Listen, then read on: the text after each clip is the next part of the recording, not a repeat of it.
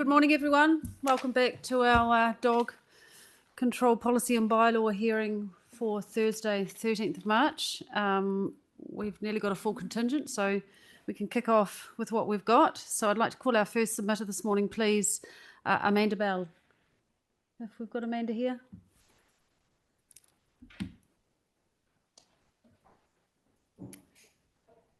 Good morning, Amanda. Do you want to take a seat? Do you want to take a seat at the table here? You have to take a seat there. Yeah,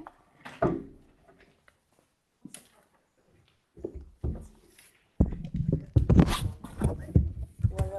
You want to put them in the front? That's great.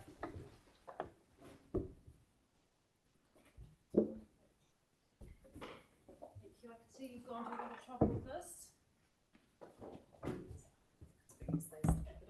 Yep.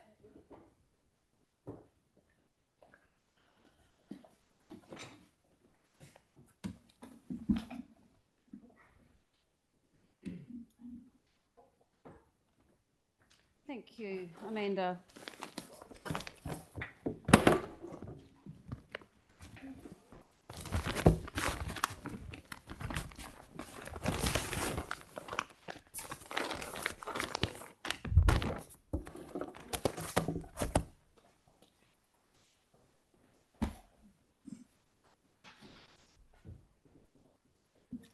We're behind time already. Yeah. I've used it already. Yeah.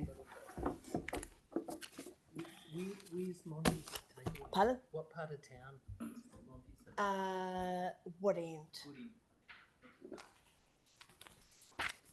Welcome, Amanda. Have you got something you wanted to hand out? You've got 5 minutes to talk to us. Right. So we've got a clock up there. So Right. I'll hand those out to you. And you'll hear a bell. Not yet. I'm Hear just a going bell to read tone. this out. Okay. If it does take too long, I have got it all written out so that You can leave look copies with us. Thank you. Yeah. If you want to get started, because we are operating to a strict timetable. Okay. So be sure to leave some time for us to ask you a question, maybe. To the hearing panel for the dog policies and bylaws, thank you for your time and listening to me of my concerns today. I'm here today to express my concern over the dog bylaws and policies. The photo you see on the boards are photos of my 10-and-a-half-year-old rough-coated collie, tri-collie dog, Gemma, after she was mauled and attacked by a Staffordshire Bull Terrier in August 2013. Outside, my mother and Gemma went for a walk to the park to play bull. On the way passing, Staffordshire Bull Terrier came out of. My mother had no time to react and attacked Gemma, pulling her left leg down, dragging her along the concrete footpath. My mother heard her screaming in pain as the Staffordshire Bull Terrier was mauling her. My mother and Mr. partner, who worked at, tried to get the Staffordshire Bull Terrier off Gemma. They were constantly asking, "How do you get this dog off Gemma?" My mother would plead and ask, "Get your dog off my dog, please." Replied, laughing, I want my dog to kill your dog." Also said, "Go get your buggy so my dog can kill your dog." Just walked beside the dogs and didn't do anything to help. 15 minutes went by and the Staffordshire Bull Terrier finally got to Gemma's neck. A truck driver pulled over and jumped out. He yelled at and said, "How do you get this dog off?" Replied, laughing out loud, "Just pull the chain." A week before the dog attack, I had been to the vet to get Gemma's yearly vaccination, and at the 10-and-a-half-year-old, Gemma had no chronic pain and was in excellent good health, which for a rough-coated collie dog was remarkable for her age. The same day Gemma was attacked, came home from the vets, I rang the Waimakere District Council Dog Control Management and told them what happened. All they said to me was, "Oh, it's just another dog attack. Your dog started it." Nothing was done by the dog control officer of the Waimakere Council Dog Control Management, so I went to the local MP. the Waimakere district, and she got me and my mother a meeting with the mayor, the dog control manager.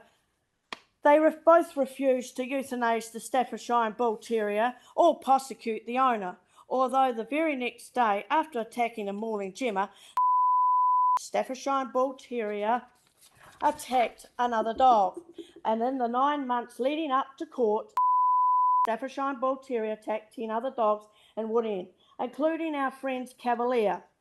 However, the Waimakere District Council Dog Control Management did nothing in these incidents, even though the dogs were hurt badly with injuries. Having no option, the MP of the Waimakere District Council helped me to go to court. In the council, it was found out was doing dog fighting under his garage. The Waimakere Council Dog Control Management, RSPCA and the police knew about this, but absolutely nothing was done. Staffordshire Bull Terrier mauled Gemma to this day. Plus, seeing the metal bar dog was tied to, it was also used to beat his dog with it to make it aggressive.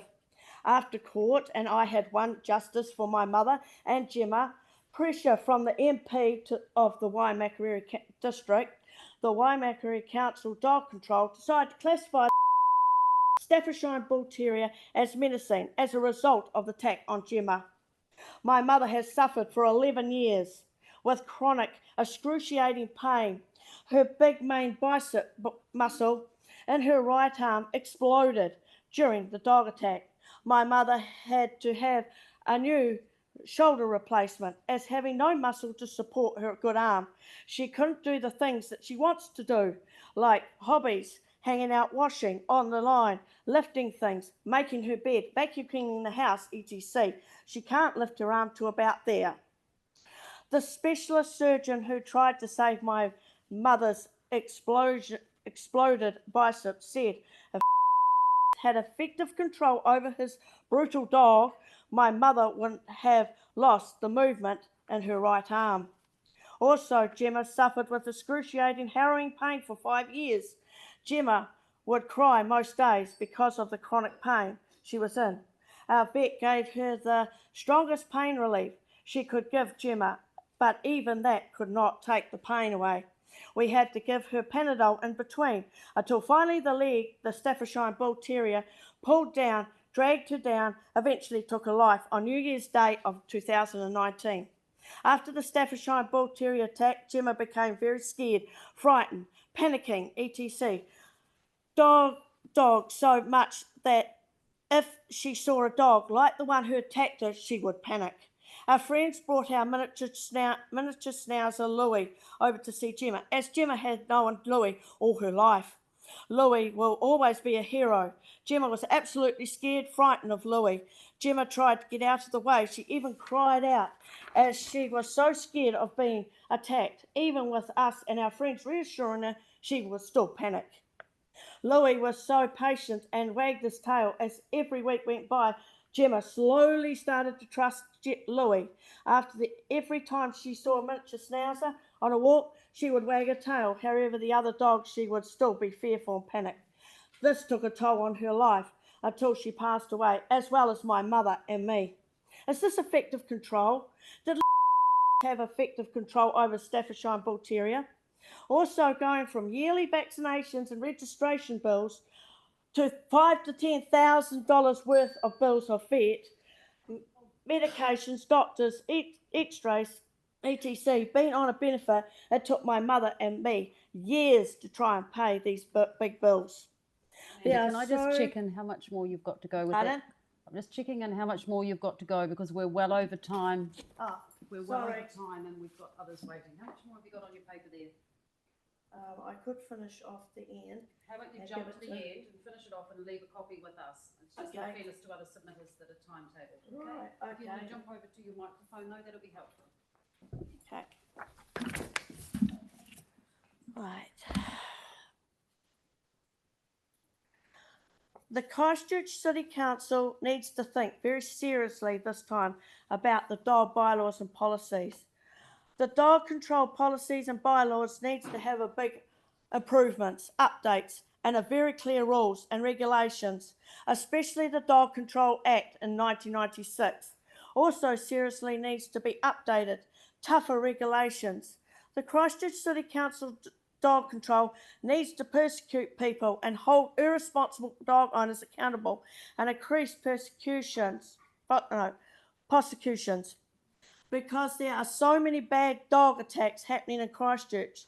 As areas in Christchurch are changing or developing over time, there are also needs to be stronger rules and regulations in the dog bylaws and policies than ever before, as you do not want Christchurch to get a bad reputation for having too many seriously dog attacks. Christchurch City Dog Control needs to seriously divert funds, extra funds, to do the job right that shows results. The dog control bylaws and policies are not currently adequate to deal with repeat problems from irresponsible dog owners who do not keep their dog under effective control, which the council needs to identify.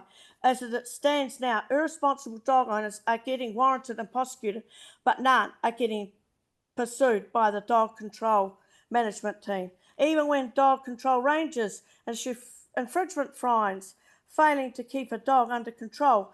In 2024, 1,227 infringement fines were issued and only one was prosecuted, and they do not get paid by irresponsible dog owners.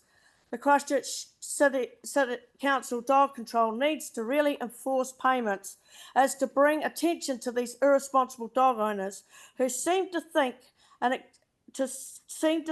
exempt and ignore any bylaw or policy and not be responsible owners by keeping their dog under effective control. And the existing legislation does not hold responsible owners to be responsible. If the dog owners who get infringement notice or a fine cannot pay for it, the Christchurch City Council can legally notify MSD and it goes through to the dog control management team. $20 out of the dog's owner's benefit until it gets paid off. Like in South Australia, dogs who have mauled or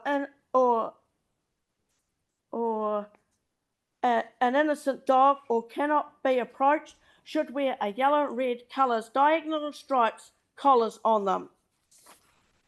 Amanda, I think we've I've just got finished. this little bit, just like the victims of Christchurch, like Dougal, Poppy, Anna, Annie, Gemma, and Trina's fox terrier, Quinn, being happy, playful dogs, getting out with all sorts of dogs around them, and now anxious, fearful, depressed, lying around all day because of irresponsible dog owners that do not have their dog under effective control, and Christchurch Council Dog Control not persecuting these irresponsible dog owners who are very seriously tough policies and bylaws in 2025. Or the Christchurch City Dog Control will see the rise in people taking matters in their own hands, and I won't be surprised. Thank you, Amanda. Yeah. Thank you for sharing your personal story with us today, and thank you for all the work that you have put into this. You've raised some really important issues for us to think about. I have in here. Yeah, I'm happy to take those copies for you and share them. I want to say something. You're out of time, sorry, Amanda, and we've got lots of people. But you'll be able to see this. So I'm happy to take those copies. I've got a copy here. Thank you. That is the dog poo I Thank found you very much. that they are not doing right. And do you want to share your submission, what you spoke about today? Thank you. Do you want to share a copy of that? Yeah, I did write in one. Okay, thank you. Sorry. I'll just pick up your paper. Just pick up your paper. Now, that's two of them that need to be fixed up. Thank you. That is what I want to have with dog walkers. Thank you. Yeah, and that's extra bylaws. Thank you very much. I can see you put a lot of work into this, so we really appreciate that. Yeah. And I don't know where the other one's got to, so you might have to take this one. That's the one that I've done. Thank you very much. We'll share that with our panel members. Thank you for your time. Yep, you need to really, really think We seriously. take this very seriously. Thank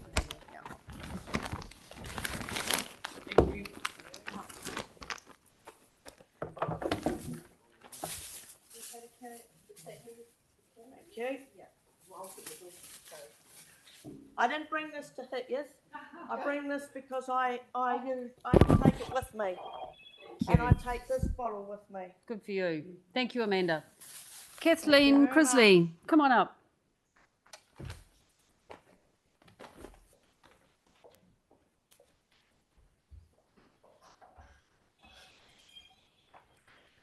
Welcome, Kathleen. Good morning.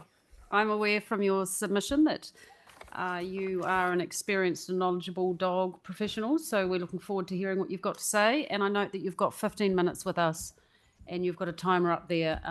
Yes. Hopefully you can leave some time for some questions as well. Thank you. I'm representing myself as well as a number of my clients in this proceeding. I'm a 28-year resident and citizen of Christchurch. I've had a dog in my life for most of that time. And yes, I am a qualified professional in the dog space. I work exclusively with dogs who are needing physical rehabilitation, massage, and canine fitness training. And my business is the Balanced Dog, and I've been in business now in Christchurch for 16 years. You want to highlight in these presentations the key points of submissions. And I respect the previous speaker who finds the time constraints really difficult to work within. I'm speaking for 5 people in this presentation. So what's the framework here for a good rule or a good policy or a good law? I would encourage your panel to consider the DICE criteria. And DICE is short for being defensible, being inter vires, which means within your powers to make, certain so that people understand it, and enforceable. And behind all those rules and policies should be a policy effectiveness monitoring strategy so that as your workers go about their day-to-day work, they are capturing information that you can then query later to see if the policy is effective. I hope you will keep this slide when you're deliberating. So applying these DICE criteria, you will notice that we are supportive of a revised definition of effective control, and that is because the council has said it is not certain enough and therefore they cannot enforce with it. So it seems to be a no-brainer. And following along those lines around effective control, the number of dogs that someone can reasonably have under their control at any given time seems like a reasonable cut to make. However, as a business person, I would add to you that that adds compliance cost. You're adding regulation to these professional dog walking firms.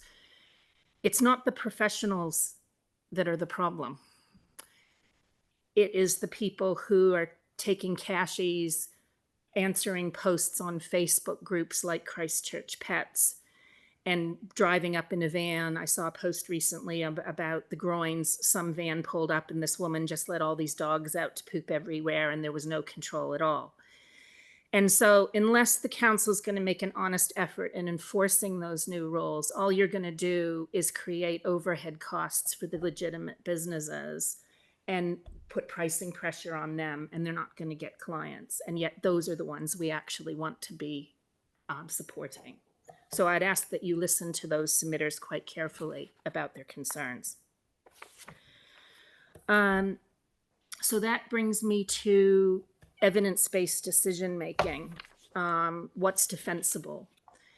And the biggest concern that was raised with me by a range of clients, some of whom have submitted but didn't ask to be heard, is that good dog owners are going to be punished by a lot of some of these new rules that your staff are recommending you bring in, because they already comply. And the council staff haven't actually confirmed that the existing rules are insufficient through lack of enforcement.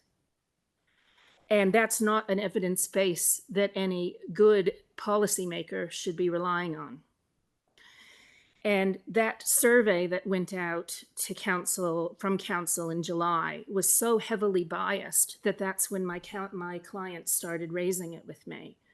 They started filling it out in good faith and realized that the questions were so loaded and did not capture any context to their answers. And yet none of their reservations that they filled out in the survey were presented to you in your council workshop. You were just given hard numbers. That's not good survey practice, and it is not good evidence. So I've attended the workshop, the webinar about the changes. A direct quote from Council Officer Tina Crocker was, "We know that the data don't tell the whole story. It's about how people feel." She was referring to, don't look at hard data, look at this lovely survey that the council put out. And she repeatedly told you in your council workshop in September, because I ran the video, just because we don't have data doesn't mean it isn't happening. Kathleen, can I just ask you please to be respectful of our staff? I appreciate that you've had some Absolutely, interactions with I our am staff, but I'd absolutely prefer that you respectful, didn't but this is evidence and personalise you it. already have this on your website. Sure. So you need to understand this isn't just one officer, and I didn't actually give my permission to have my PowerPoint edited either. It was edited without my permission. So these are direct quotes from council staff that are presenting evidence to you, and you need to understand that. My position still stands. Please do not make it personalised with respect to the staff who are doing their job. They're So if doing we their can- jobs, but it is direct quotes that are given to you to encourage you not to look at an evidence Well, base. let's prefer not to use names if that's helpful. Thanks. No worries. So when the council survey, and I've lost a bit of time actually, so you'll have We'll to let you make that up, Yeah. Kathleen. No worries.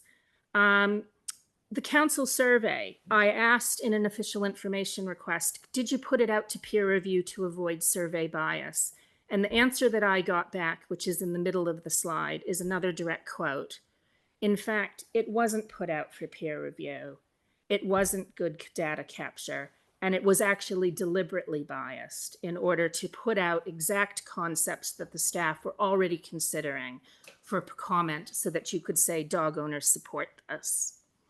And during the council webinar, another council officer who is the engagement officer on this project was quoted as saying, "What I will say is that with more dogs come more enforcement, because you're saying that the problem is 5,000 more registered dogs in Christchurch since 2018. But what does your data actually show? In our submissions, you will see this graph. I've just tilted it by 90 degrees in order to show trend. Your number of infringement notices is going down. These are your text section 10A reports. The number of menacing dogs, dangerous dogs, while incredibly important, are almost statistically insignificant. The issues around dogs barking, roaming, fouling, etc., also a huge decrease. You're static at 1 prosecution per year, and yet there are all these more dogs in the council area. Now, in terms of policy effectiveness, what I think you should be saying, instead of 5,000 more dogs are a problem, I think you should be congratulating the up to 5,000 individual dog owners who complied with the law, because that's policy effectiveness. When I tried to graph responsible dog ownership over the same number of years, the council told me that they can't give you a number for each year because the number changes daily. And because I represent IT professionals in this hearing, as well as an accountant, we said, well, dial back your database to the 1st of August every year and give us a number on that date. And the official reply was, you can't do that either. So who's managing this policy and the current rules and actually making sure they are effective or not effective? It calls into question. You will note that Dr. Savinen, who I represent in today's hearing, mentioned the certainty around stormwater basins, that the rules were not clear enough because certain stormwater basins have no ecological value. Dr. Savinen works for the Department of Conservation. And when I asked, after the survey came out and before the consultation on this law even started, for a breakdown of hotspot problem areas by suburb, the council replied it does not collect that information either.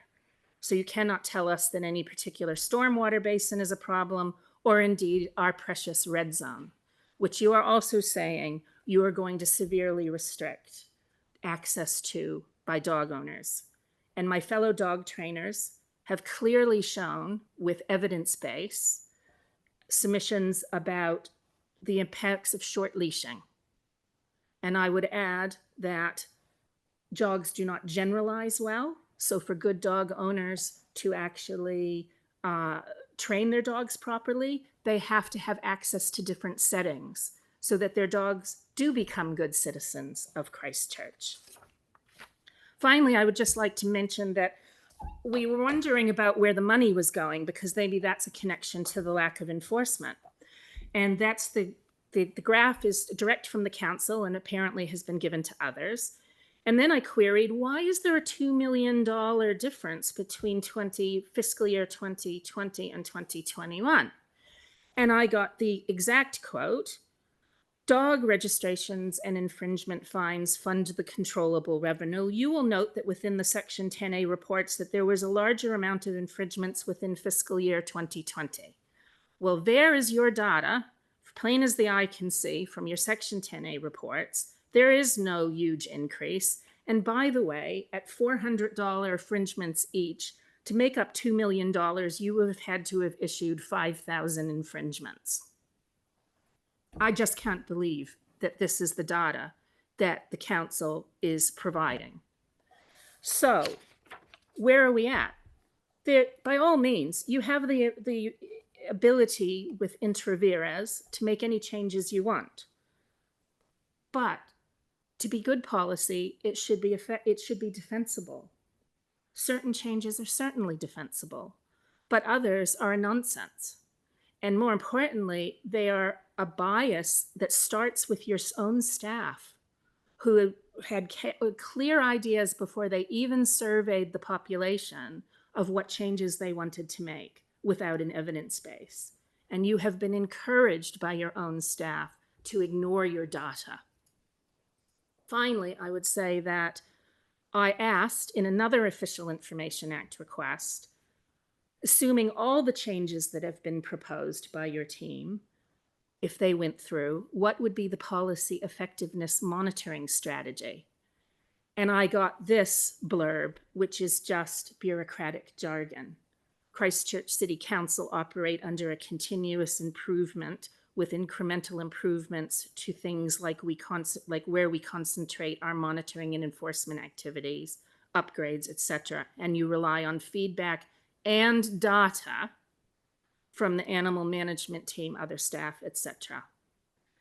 So, in other words, there is no policy effectiveness monitoring strategy for these proposals that you're trying to debate. There is no alignment with the work programs. And you're letting down a huge number of dogs and their people who comply with the current rules. The reason you're requiring these changes is basically to cover over the fact that the council has not either resourced enforcement or doesn't consider it a high enough priority. And for example, I see no reason why animal management officers should be sitting in the libraries resourcing reading to dogs. Those programs from around the world use volunteers, rehoming groups, dogs that have certified by the Canine Good Citizen programs of the relevant kennel clubs. Those council officers should be out doing what we call proactive enforcement, which is that gentleman that you heard from. I saw his submission. He walks in Scarborough daily. He's accosted by off-lead dogs. That's a hot spot. It should be in your databases as such, and your officers should be out there proactively enforcing the current rules, and you do not need a change of definition of effective control to do it. Thank you, Kathleen. You've raised some really important issues for us to consider. You've articulated them incredibly well. I do have a number of questions, but I'm just going to open it up to my colleagues first to see if they've got some. Deputy Mayor. Thank you. Thank you, Kathleen. It's very enlightening. So just in a nutshell, are you recommending the status quo? No, if you read my submissions, which I've been assured you have, we are saying by all means change effective control definition. With caution, proceed around this number of dogs a handler can have, because you're not enforcing your current rules and you're going to create compliance costs for legitimate businesses. Yeah. We are happy enough with the values and the international recognition of the estuary that if you feel there are some more controls around dogs required there, by all means. We absolutely refute the issue of short leashing. There's no evidence that that's required. We're deathly concerned about the red zone, because while you have aspirations to make that a conservation area, it's like the Emerald Necklace. If you look it up in the city of Boston, you can have parks that have access to people with their pets and people in strollers and with physical disabilities. The rules that are written now are not only uncertain, but unworkable for a good number of the population. And you understand it's not the entire red zone, it's the river corridor. Yes, and the river corridors where the walkways are and the pathways that are sufficient for people to walk on if they have a child in a pram, Yeah. and all of those. And access to water when, for the dogs in the summer when they want to have a dunk. That's what my next question was going to be for you. Yeah, about there's an the- animal welfare aspect here as well. And that there was no, that red zone was a gift to the city from the earthquakes. And I know that this council in other ways are also fighting the issues of not having community representation on the management of it. And I think this is just an extension of it, of those issues. Kathleen, have you had an opportunity to read the officer's second report, which was the staff advice on some of the submissions? Because they've made some interesting comments and recommendations in there for us as panel members to consider. You have to forgive the people who actually are doing this as volunteers, including myself, and that report only came out. To be frank, I did glance over them, but the council officers are largely saying status quo, keep going. And I don't have any confidence in that. And in fact, I think you should be weighting their advice a lot lower than those of submitters who have taken the time to analyze data, because the council staff haven't. So returning to the issue of data, I appreciate the comments and the need for evidence and better data to enforce, to inform our policy. This, of course, has resourcing implications as well, as does the issue around enforcement, which is a repeat theme that we've heard, recognising that we're talking about this hearing is for the regulation and the policy setting and not the operational matters, but we do hear you. So do you have any comments to make at the suggestion that registration fees may have to go up to cover additional enforcement and better data collection? Any thoughts So, around that? First of all, this is not my first appearance before the council about my concerns around your financial management. So before I say an unequivocal yes, I would say there's clear, the reason I asked for your budget information now is that you cannot exclude rulemaking with implementation. You just can't if you're actually working for the people of Christchurch. So you need to look at what's happening now. Educational programs sitting in the libraries with their personal dogs are being funded by dog registration fees. And that's an improper use. There's no line of sight to show that those programs have any effect. They can't even tell you on the incidents I asked which ones are affecting adults versus children. You do not collect this data. So you cannot tell us that these programs are absolutely necessary. So redirect your efforts first, and then consider what's needed. And may I add, you've got park rangers in like the groins. So there must be some crossover here that maybe your park rangers need to be deputized as animal management officers. And when they see people show up with a van load of dogs out of control, they can be using their time wisely. That's what businesses and households all over this country have had to do in this recession. And I expect the council to do the same. Thank you very much, Kathleen. We are out of time now, but we appreciate your knowledge and your experience in this area, and you've raised some really important issues, and there's certainly a couple of questions that I'll be having for some of our team when we do our deliberations, so thank you very much. My final comment would be, we're all very aware that this is an election year and that and politicians love to say what they've changed, but you have a golden opportunity here to raise the standard of dog ownership if you do this the right way. Otherwise, you just push everyone down to a lowest common denominator, and when you next review this law, we're going to have the same problems because you're not implementing your own rules. Thank you very Thank much. No, because you didn't listen to me about how to save money the last time, and I have other things to do with my time. Thank you, Kathleen. Have a lovely day. Thank you. Calling Ross McFarlane. Thank you for waiting patiently, Ross. We do have a bit of buffer built in for our schedule this morning, so hopefully we'll be able to make up some time soon. So thank you, Ross. Good morning, all. My submission's quite simple by comparison to that one. And I opposed the dog control proposals for stormwater management areas, more particularly because I live adjacent to the Quace Road Drainage Reserve. I have a 200 metre boundary to that, just been a wee bit reduced with subdivision. And in that time I've seen all sorts of dog control behaviour, and good behaviour and bad behaviour. And I agree with that woman, there's a great percentage of the dog owners are very good dog owners. So I'll just flick you into my PowerPoint. 2009 Southwest Area Plan, huge wetlands area of West Horsell and Southwest Christchurch. Probably the best bit of planning this council has ever done, because it saved us after the earthquake. Those plans there sort of outline, and the clock sort of blocks it a wee bit. I don't know if I can move it a bit. But there is a wetland corridor, bird life flight path right through this whole area. And I think that needs to be recognised because it was planned for and it should be maintained. Two ponds I overlooked. One's the Creamery Ponds at the bottom, and I have a boundary on the right hand side of the Quace Road drainage. There's two dog policies proposed for those two wetlands, yet they are connected now through subdivision.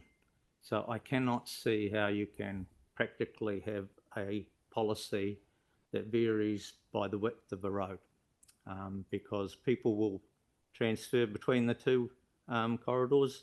On the left hand side of that graphic is where the path comes up Quace Road, Quace Drain number 2, and then leads into the Quace Drainage Reserve.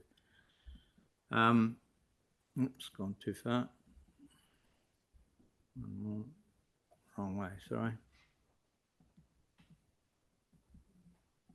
See, policy going the wrong way. It's slow, sorry. Or is it me? Number 5, thanks. Up there. Yeah, too far. One more. We'll get there. It just reacts a bit slow. One more. One more. All right, wrong way. It's not me doing it. Keep going. Back, back, back. One more. That's it. So here we are. The proposal is that the dogs are allowed to run free on the mowed areas and must be leashed or under effective control on the tracks. That gives you some idea on. That's the entry point to Quace Road Reserve, and it says dogs must be under effective control. Effective control is as different as each dog and as different as its owners. I've got a brother-in-law teaches at Telford down in South Otago, trains dogs for farmers. He says, "Do you know why they call them dogs? Because they're dogs. They are weird." And I've seen that happen with livestock on our boundary. Effective control is just too vague. It's what it says coming into the wetland. It says that expect to see the long grass here at times. So the mowed areas is as dynamic as the growth of the grass. It varies. And to me, the only thing you can do is, is in stormwater reserves, leashing is the only one to go. This is one other sign coming into it. Look at the icon at the bottom. It says, "Please keep your dog on a lead so nesting birds and chicks aren't disturbed." The very next sign, another 10 metres into the wetland, "Please keep your dog under effective control." Look at the icon. The dog has got a lead on it. So your signage needs to do a lot of work. Do people come in through the entranceways? No, because most of these perimeters are covered by post and rail fences. They just unload out of their cars into the reserves and gone. Just allow me a wee bit extra for this. I applaud their council for their signage, but the consistency of one policy for everywhere must make it easy and more enforceable. Pushing on. Yeah, this is the creamery drains, which is on the south side. It's easier, thank you. Says, "Please keep your dogs out of the water." Well, this is the one that's designated that it must be on a leash. So those owners will be in the water with their dogs on a leash, which seems a bit impractical. Creamery Ponds also needs post and wire fences because it has open access at night. People drive in there, dump their rubbish, light fires. That's a Facebook post. And this is the beauty of one policy on a leash. And that was at Takura Wetlands just 2 weeks ago. And dogs bite, unfortunately. And I think it's an obligation of everybody, dog owners, councils and bylaws to keep them on a leash. So that's me. Thank you very much, Ross. I appreciate the time and effort that's gone into making that presentation for us today. We've got a copy of that available to us. You raised some important issues. Signage has come up many times. We are out of time, but has anyone got any quick questions for Ross? No, we'll leave it at that. Thank you very much. There's lots for us to consider. Thank you very much. It's a big job. Yep. Don't envy you at all. Thanks for your time. Adriana?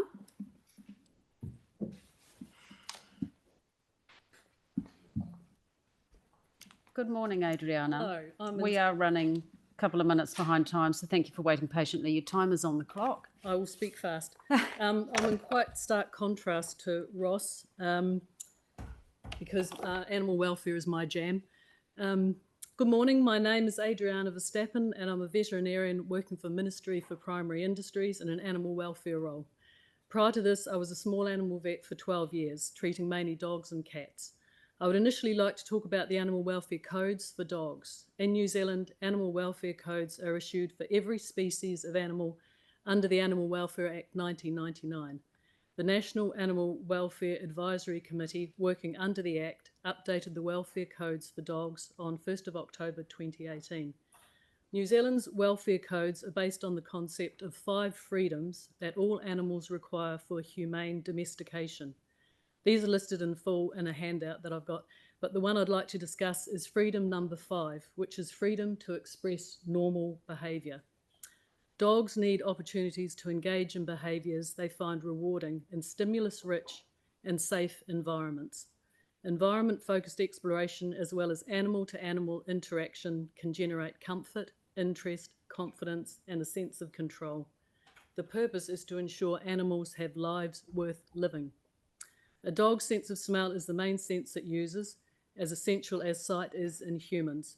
Dogs evolved to use their sense of smell to survive, to find food, navigate the landscape, evade predators, and to learn about other members of their species. By simply smelling, a dog can determine if a new friend is a male or female, happy or aggressive, healthy or ill. Their phenomenal sense of smell compared to humans has been well utilised in biosecurity, medical and search and rescue situations.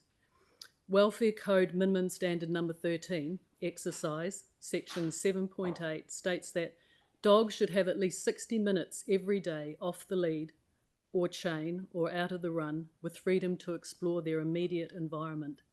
Smelling is so hardwired into a dog's brain that 10 minutes of sniffing can equate to around 30 minutes of running as far as exercise and enrichment is concerned.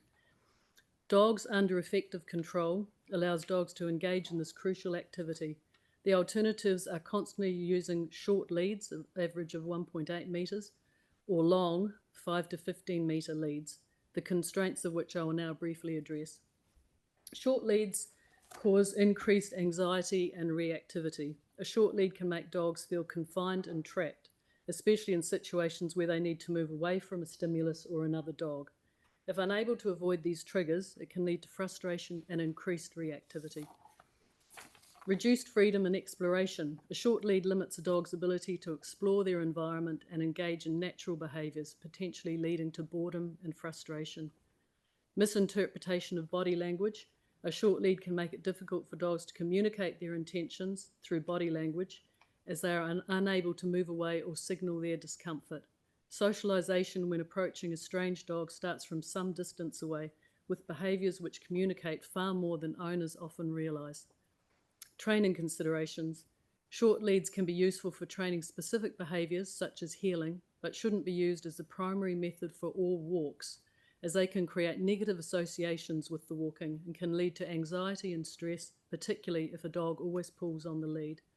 Anxious dogs on short leads are often emboldened by having their owner close by and behave more aggressively than they usually would. The constraints of long leads. There's limited control. A 5 metre lead does not give you close control, and a 15 metre lead allows a very fast or strong dog to become a missile if it takes off. The potential injuries, limb entanglement of both dog and owner. Safety hazards, tripping accidents on long leads, and they're actually quite dangerous for cyclists in multi-use areas. Several dogs together on long leads will inevitably result in a spaghetti junction type situation. Retractable long leads can encourage pulling to extend their range, which is not good for untrained dogs, and long leads are not helpful for teaching off-leash recall. I feel we've already over-domesticated our companion dogs, mainly to fit in with human life, causing constraints on normal and healthy canine behaviours. We can't keep doing this and expecting well-balanced and well-socialised dogs. The City Council has created some excellent environments for both people and dogs to enjoy. Takuru is a good example. It's a designated dogs under effective control area, which is shared with walkers, cyclists, mobility scooters and prams. I visit Takuru 2 to 3 times a week, and I've never seen incidents of dogs negatively impacting wildlife or altercations between dogs or between dogs and people. Let's keep these precious places as they currently are and give our dogs some freedom to be just dogs. Thank you very much, Adriana. We appreciate your knowledge and your expertise in this space. Did you have an opportunity to read the officer's report giving advice on some of the submissions? They add some clarifications in there around dogs on pathways where the owner can be walking on a path, but the dog can actually be running free to the side under effective control. Do you think that alleviates some of the concerns? On very well-trained dogs, that will work well, but dogs following tracking, if they track a rabbit, even on the grass vergeway, it's going to be quite difficult to keep them off the path in some ways. Long leads, I think people turn to long leads a lot more, which I think has got quite a few difficulties about it. We really appreciate your knowledge and your expertise. Thank you for engaging with this process. Thank you for your time. Thank you. Andy.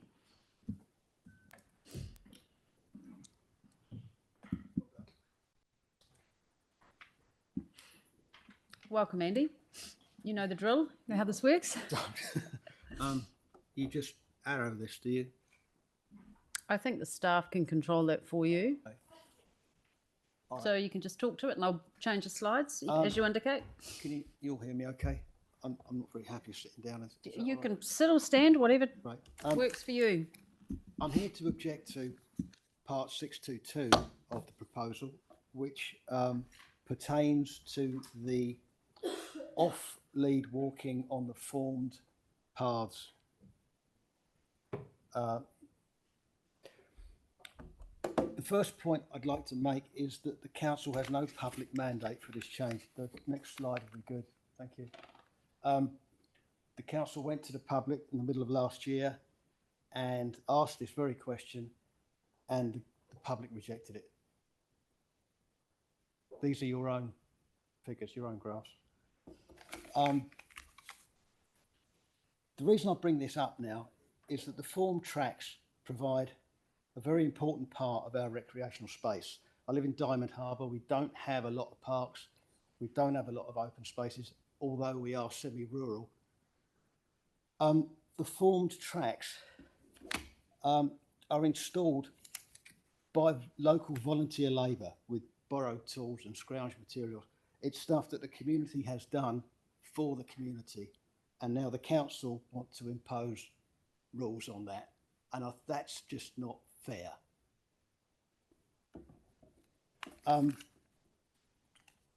I doubt Diamond Harbour is alone in its paucity of suitable dog recreation facilities, and perhaps there's a very good reason that this particular proposed restriction didn't meet the public sniff test.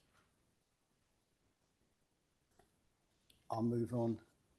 Next slide, please. On the 19th of November last year, the council invited us all to partake in this very process. They sent out the relevant paperwork along with a covering letter.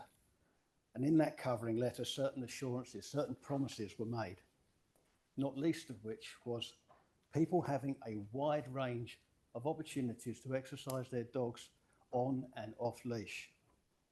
Well, I thought it was strange because we don't have that now. So how are you going to create that? So I asked the question, next slide, please. Please, could you detail the areas where I can currently walk my dog off leash? And the next slide, thank you. And a reply came back. There's not really a lot of areas in Diamond Harbour where you can take your dog off leash. So if you just spend a moment to compare and contrast those two phrases from the same council, not a fortnight apart. Also consider the positioning and the timing of that letter. Here's the wherewithal to object to your dog bylaws, but don't worry, we've got it in hand. We've got it sorted when you clearly haven't.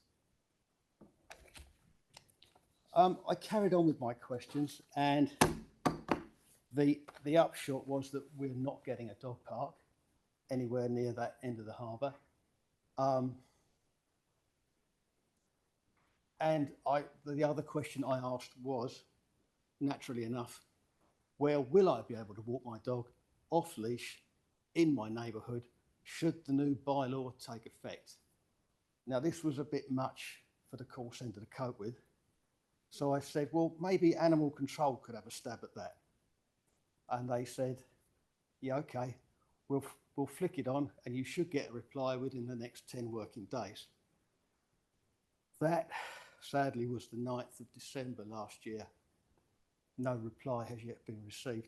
I don't know why, whether it got lost at Christmas or whatever, but either way, it's a bad look. I suspect that it's probably too much for animal management to cope with. They're probably relying on the old adage, if you're in a hole, stop digging, because the reply's not going to be good, is it? So to sum up, you're going against public opinion. You've made promises you've got no hope of keeping. And even animal management are ducking for cover.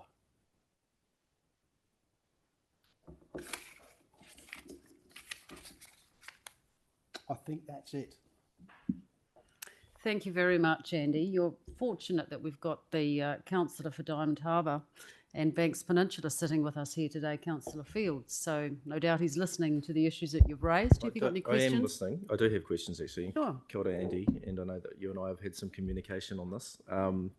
So, look, I'm taking on board what you're saying. I just think I almost want to get staff involved here, but maybe we don't have time because as I understand it, we're moving from a position on the coastal track where we're going from prohibited to actually being able to walk a dog on a leash. So it's actually an improvement in, as I understand it. But it's not off leash.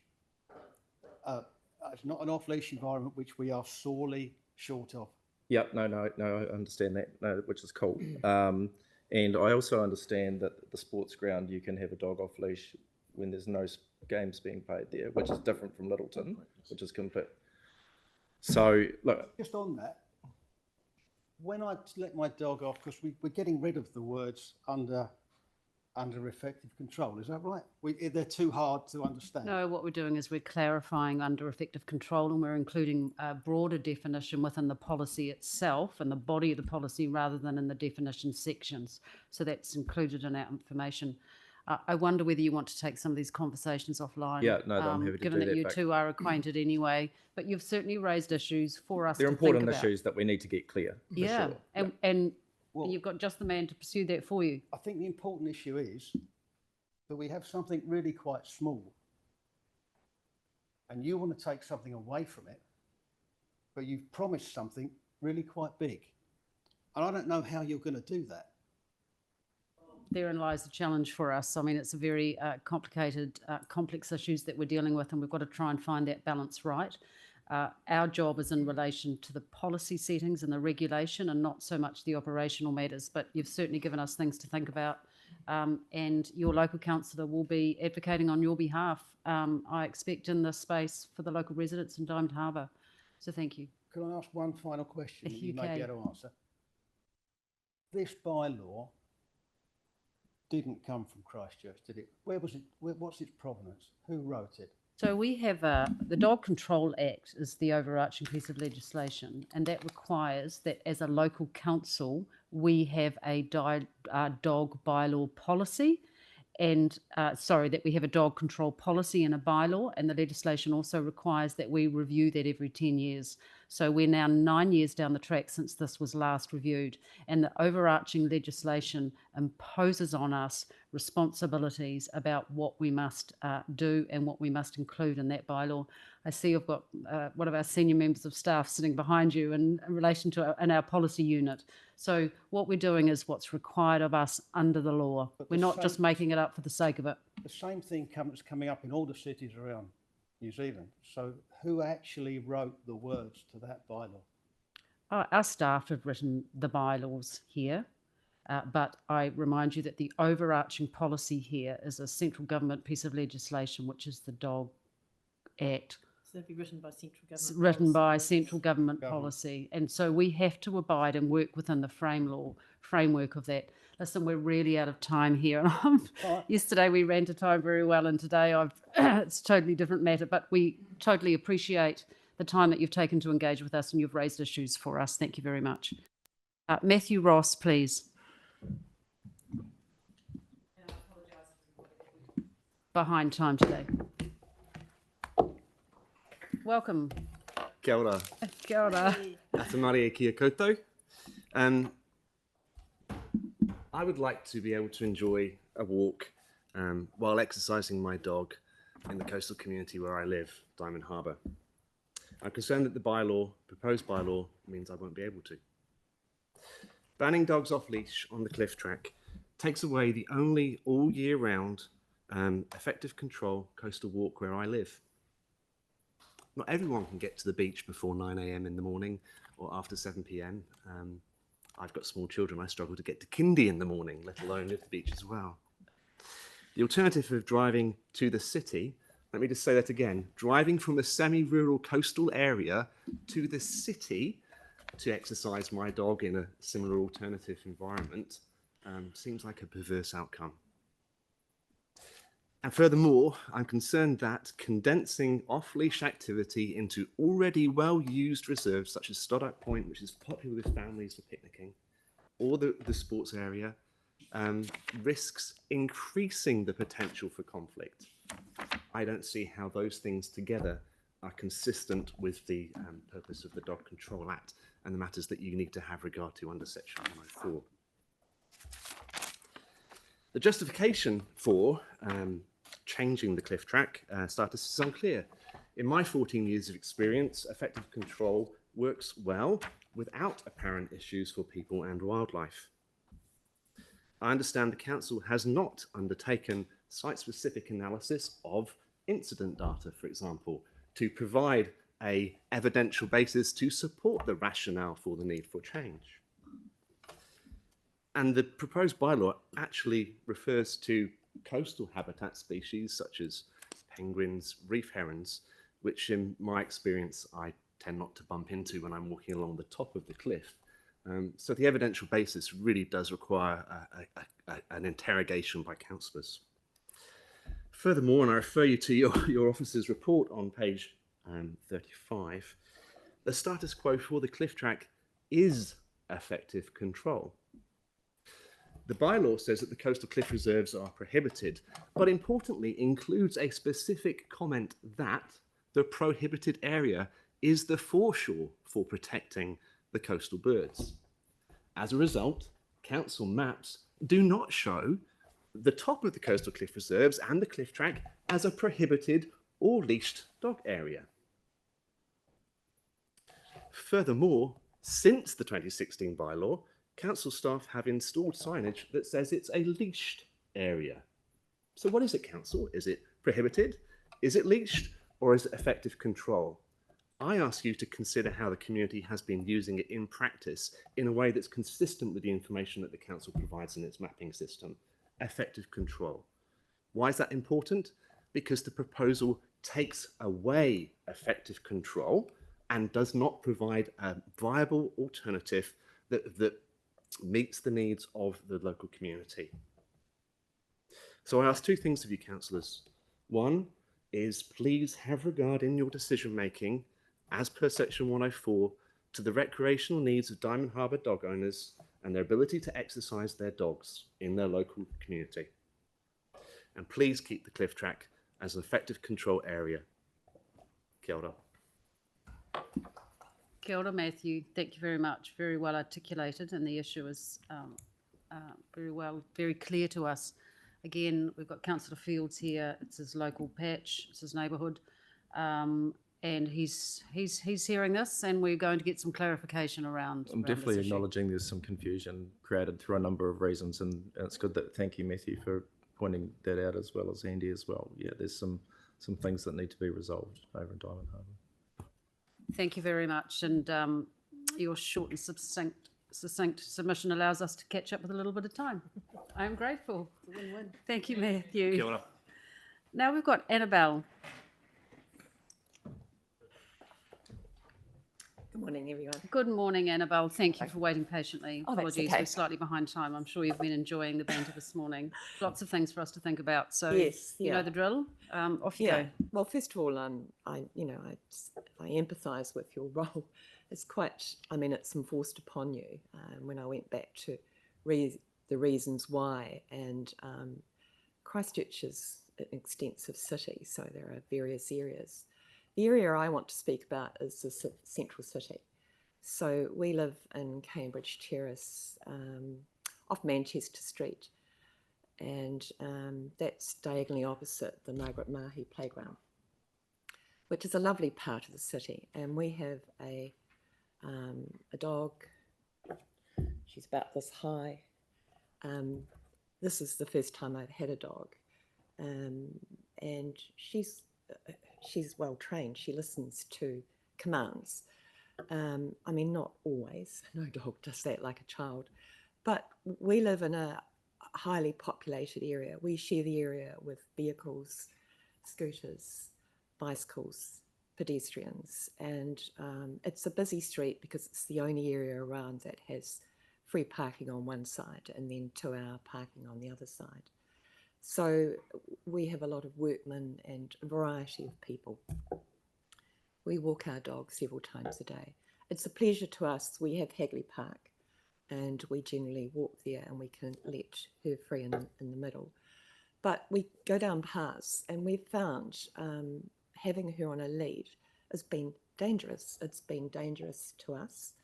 I've tripped somebody up, which was just so embarrassing. I don't want to hurt anyone. And we share paths with bikes that have they're electric, they go fast, and scooters. I arrived here today on a bicycle.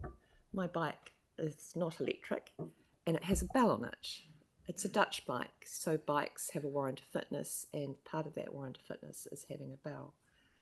And being, I come down the boulevard and I use that. So we have a big issue with not being able to hear oncoming traffic in these areas. So we find it's easier having our dog walk free in the likes of Victoria Square, and we can give her a command straight away. Wait is the safest one, and she'll freeze. So the cyclist knows where we're going. We try to stick to the side, but cyclists even go on the grassy area. They come around us and at quite a speed. So you have the danger there of having a lead in the way. And that's a real concern to us. We walk into the CBD along the boulevard and we find the same thing. And this is constant.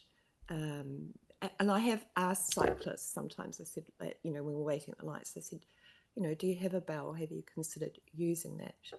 And there doesn't seem to be any cooperation there. I've even found walking into that red zone, and I hope that that won't be on lead area, from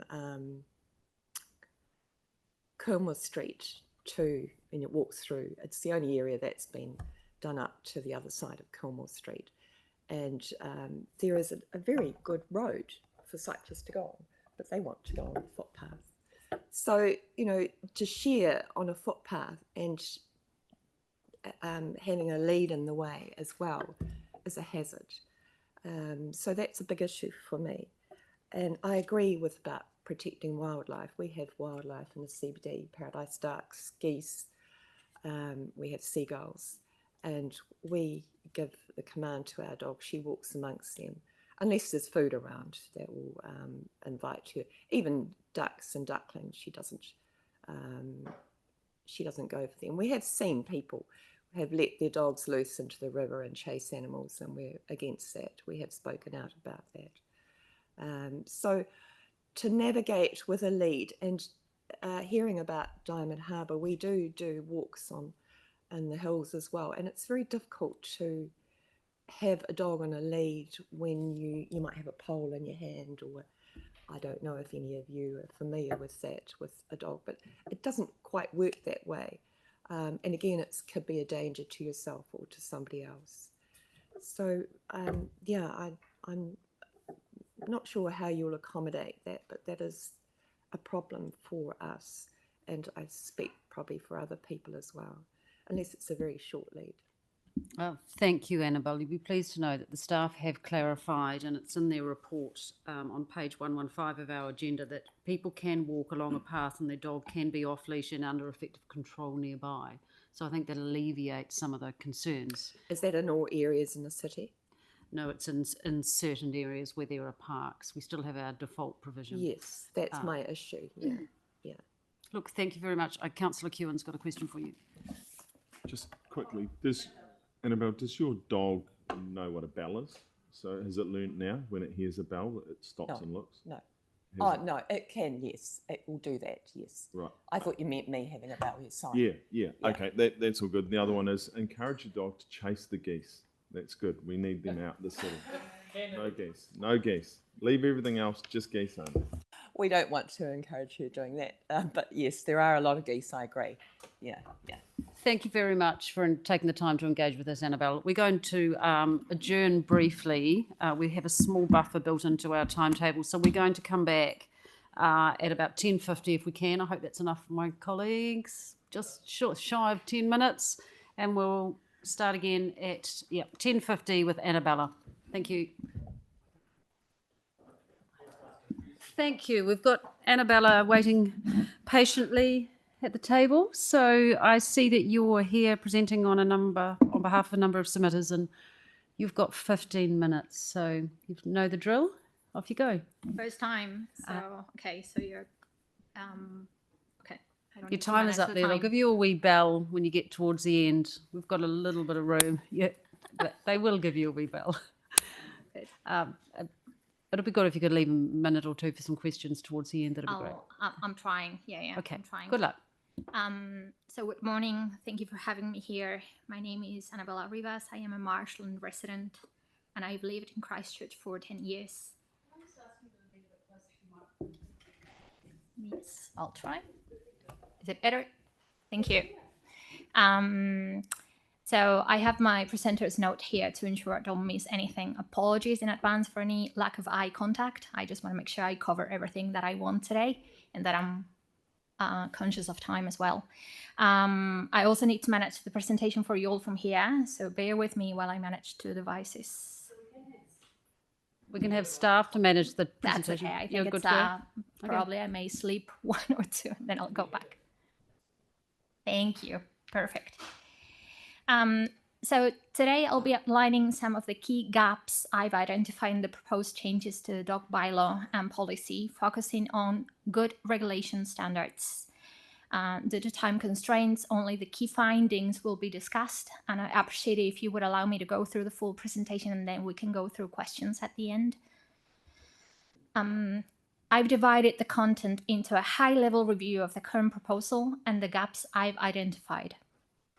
I will then compare these findings against the guidelines for good regulation outlined by the Cabinet and the Ministry for Regulation. So, first topic. I've reviewed all the documents from the Council available on this matter, and at least until December 2024, including the review report.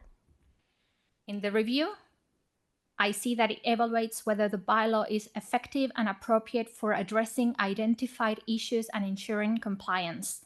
I won't focus too much on existing knowledge, which is the column on the left, but some of the key points that are missing in the review, this is my opinion, is how past decisions in the current bylaw and policy helped to minimize and or improve the danger, distress, or nuisance caused by dogs. How most areas for improvement and or changes were identified, and how this will be monitored and measured. It does not address dogs as sentient beings as per the Welfare Act, and does not specifically address how the changes proposed could impact them negatively. There is also no impact assessment for dog walkers whose business models could be highly impacted by some changes. There's no evaluation and details on how these changes would help address the policy and bylaw objectives, including performance metrics. Lastly, the review states that the bylaw has been working well. How has this success been measured? What evidence data do we have to ascertain that? Moving to the problems identified in the review, I do agree to a certain extent with many of these. However, there is no root cause analysis to evaluate if the regulation and changes are addressing the right problems in the right way.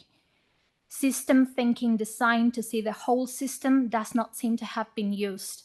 This is a framework heavily used in policy making when population growth is a moving part.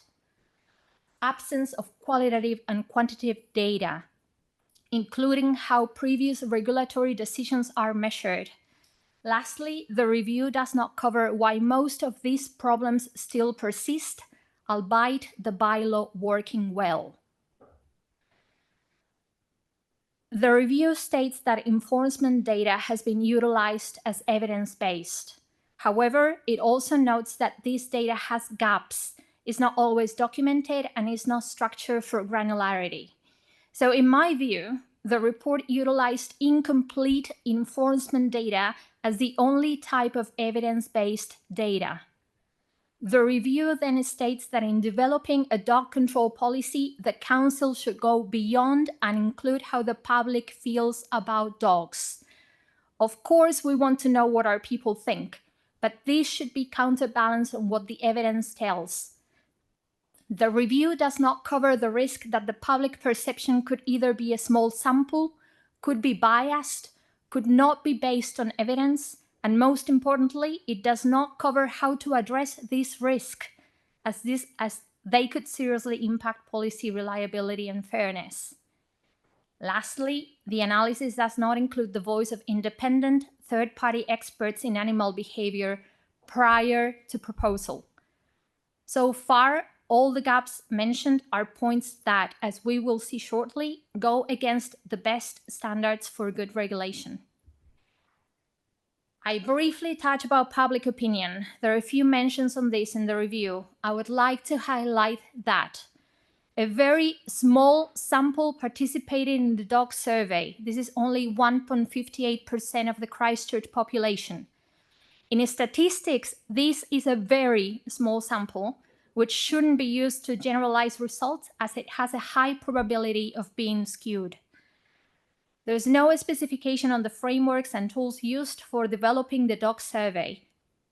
Neither any mention of behavioral insights to understand public perception. Again, there are no documented risks on how these results could be biased or cause polarization. There are community engagement guidelines recommended by Cabinet that I do not consider were followed in this process. I have listed a framework drafted by the Hastings District Council on what this could have looked like in the references slide.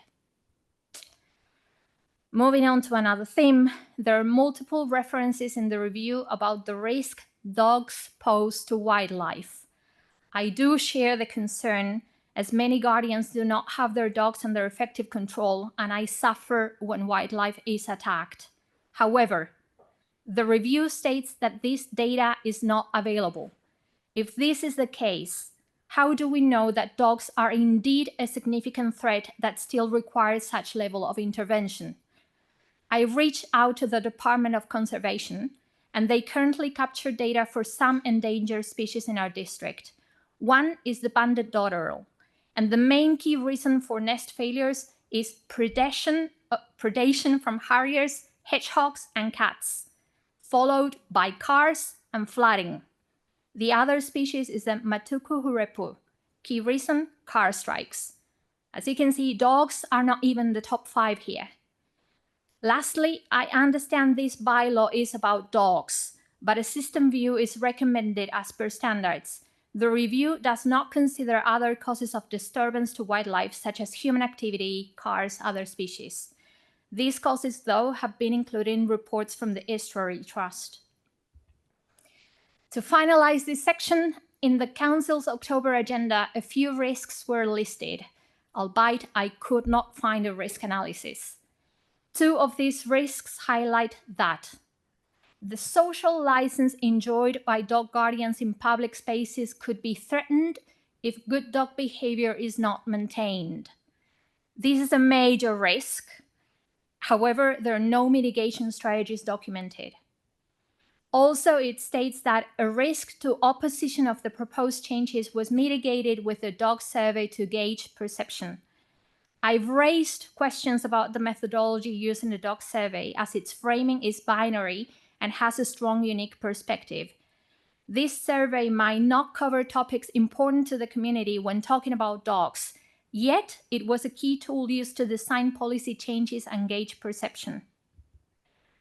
Okay, so far I've outlined many of the gaps I've identified. The next slides aim to provide the evidence of my conclusions. As a reference, when I started asking questions about the topic for my submission back in December, I received answers from the engagement team saying that no impact analysis was conducted. This didn't seem right. So I reached out to the Ministry of Regulation, this was after my submission in December, who provided me with some reference guidelines. One is Cabinet's recommendations used in the policy project framework, which you can see there. This framework has 4 elements: context, analysis, advice, and action. I have conducted a full analysis on the criteria for all these elements, which is available upon request. We have time constraints to cover all this. But the key gaps are mainly in the analysis and advice.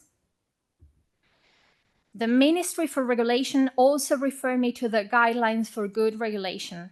These help measure the key regulatory stewardship responsibilities divided into monitoring, analysis, and good practice. So I went ahead and did analysis on how the current process would stand up against these requirements. For the requirements for monitoring, the bylaw does not meet with monitoring the ongoing performance, unknown method for reviewing fit for purpose, lack of expert advice to review and test assumptions and procedures. Please note only key highlights I covered. Then we move into the analysis requirements before a change is formally proposed. The key criteria not met is nature and underlying cause of the problem not identified, no systematic impact and risk analysis undertaken, lack of transparency in methods and frameworks used for drafting the dog survey and engaging with the community. But there are also analysis requirements before a change is formally made. They don't apply yet, but I wanted to provide this for visibility. Moving to the last one, requirements for good regulatory practice. Key criteria not met is evidence-informed compliance and enforcement strategy, engagement with the community to hear their views. I know I am here, but how I got 15-minute slot was up to escalation and not ideal. Publish up-to-date information about the regulatory decision-making process is another key gap.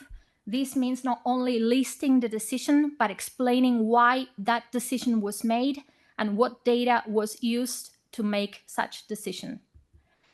Lastly, one requirement states that should the agency consider that they cannot meet the expected standards of a regulation, this should be alerted.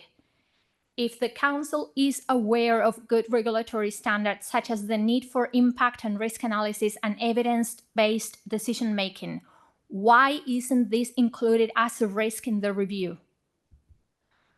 Why is it this important? We are accountable for not compliance, right? Public Service Act has requirements about this. So my final thoughts. We need to ensure policy making is developed following best standards. If we lack tools, skills, or data to meet any of these standards, this is a risk that must be documented. Since the Dog Control Act was established, science has made a lot of progress on understanding dog behavior. There are current regulations in the bylaw that go against what scientific evidence tells us. For example, short leashes negatively affect dog-to-dog communication. We need regulation, but we also need to review how the objectives are being met and if we are still addressing the right problems or only the symptoms. Monitoring and tracking will help us address the right issues and correct course as required. I see at least every week, I am a dog guardian, I am out there, and I see at least every week a dog guardian not picking up after their dog, who does not intervene when a dog is chasing wildlife, and many who have little to no control of their dog in public. Dogs need to learn the skills to behave in many of these circumstances, and only restricting access will not solve this. The one responsible for ensuring the dog does not pose a risk to others is their guardian. We need to change the narrative.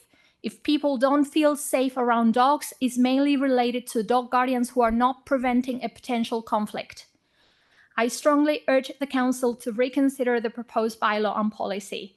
We must base our decisions on qualitative and quantitative evidence, engage the community meaningfully, and ensure that any new regulations are fair and effective for all regulated parties.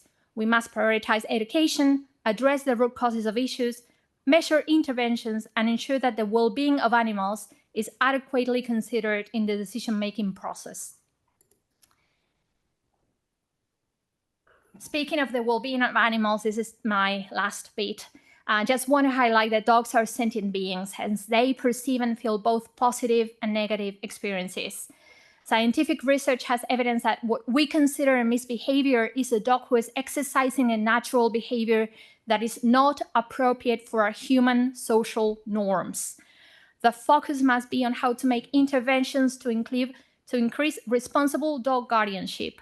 Guardians are the ones who need to help their dogs build the skills necessary so that they're less likely to be a nuisance or a risk to others. I have listed all the reference that I did here. This is by no means that this is your problem. I want to help. I work full time. I have my family. My partner is here for support. We have a beautiful dog. I attached all the videos of how she behaves in public. And I want to help. I want to volunteer. I want to help design policies that are considering all the impacted parties, everyone. This is not a free range for all dogs. This is a how can we help them behave better in public. Thank you for your time. Thank you, Annabella. That is a very comprehensive presentation, and we are grateful for your time and your talents in preparing that and sharing that with us. A lot of knowledge, a lot of expertise. Have any of my colleagues got questions? Yep, thank you. What is your full-time job? I was a business management consultant, and this is why I know about all these frameworks, right? Yeah. And I work as an analyst, right? I've managed teams, etc. So yes, that's I think my that's full-time obvious. work. And you're volunteering to help. Cool. Happy to. Brilliant. Happy to, really. You mentioned some other material. Do we have everything available for us, or is there anything else? Sorry, it's just I skipped so that you could see the whole video. These are all the references that I've listed. I'm more than happy to share the impact assessment on the policy quality framework. Indeed, yes, anything that I can do. I know I probably overwhelm you with a 66-page submission, and now I'm presenting all this. This is by no means trying to delay anything. Yeah. This is how we consider this, because some things do not seem right. Yeah, look, we're extremely grateful. Some of the issues you've raised are out of scope for us, but the challenges with engagement, effective engagement, the challenges with drafting policy, and challenges with implementation and analysis and data and evidence and monitoring, these apply across the board for us in council. So there's a lot for us to be thinking about, and we certainly have a big balancing act ahead of us in trying to come up with a solution here. I don't know where right is. We don't know where right is, but it will be striking a balance, and we know that we won't be able to please everybody. But you raised some really important issues for us to think about, and we're really grateful for you for sharing your knowledge and your expertise with us today. Thank you. Thank you.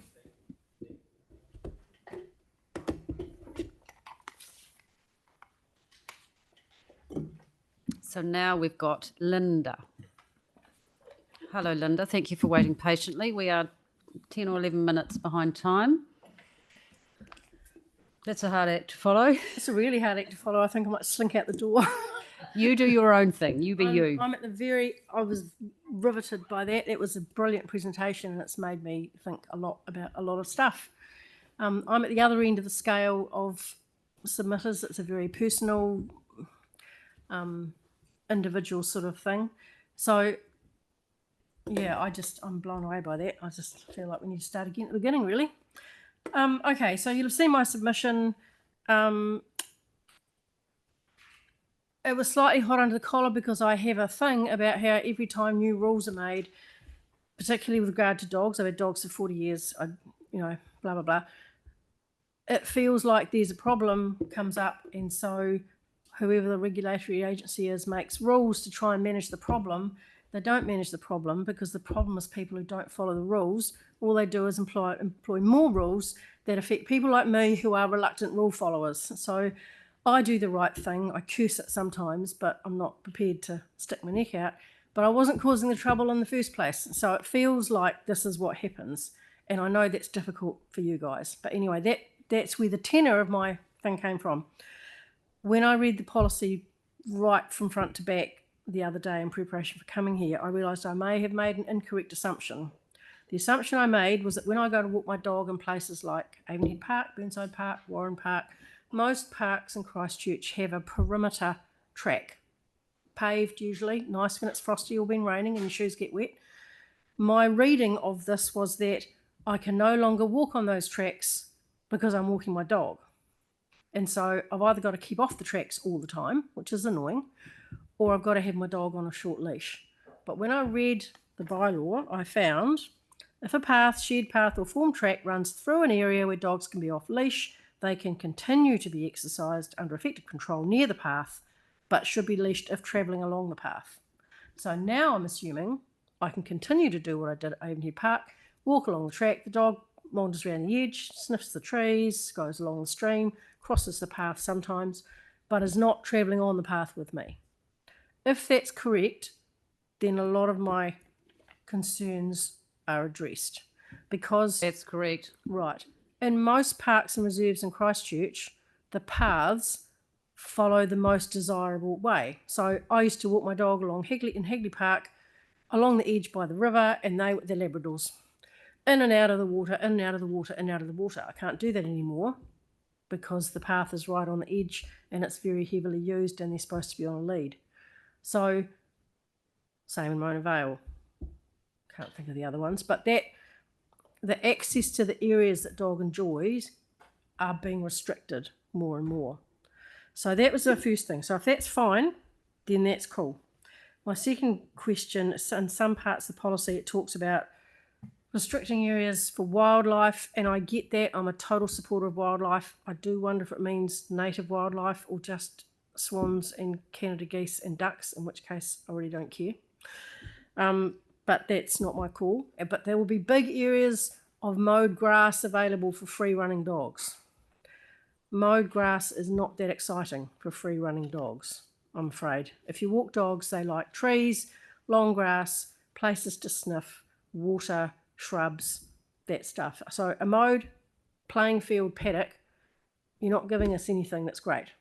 So I don't know where those areas are expected to be, but if that is supposed to be the trade-off for dog walkers, no shade, which is a real bugbear in summer, that's not going to be much use to anyone I know who free runs dogs. Totally agree with roads, totally agree with the estuary and protecting those areas. I have no problem with those things. In fact, I was walking there the other day along the red zone area on the estuary and it was absolutely delightful. It was lovely. In terms of how many dogs people can manage, I think the number's too low. I think 2 and 4, 2 free running, 4 leashed is too restrictive. I had 2 dogs for a long time. They were both ex-guide dog puppies. They failed. Yay for us. And then I would often take a neighbour's dog or my son's dog or someone else as well. So I often had 3. That would be really restrictive for me. So I think maybe 3 and 5 as a sort of rule of thumb. If someone's not managing 3 dogs, they're probably not managing 2. And again, as we heard so eloquently, the skills of the dog handler are paramount in this, and that's where we need to get better, is upskilling and just not putting up with useless owners. Sorry. So thank you for this. I'm sure it's been a big job, but yeah, if anyone's got any questions, I'll be happy to answer them. Thank you very much, Linda. Yes. Thanks, Linda. Where did you used to take your dogs to the long grass and the shady areas and the water? Well, the red zone. The red zone's great.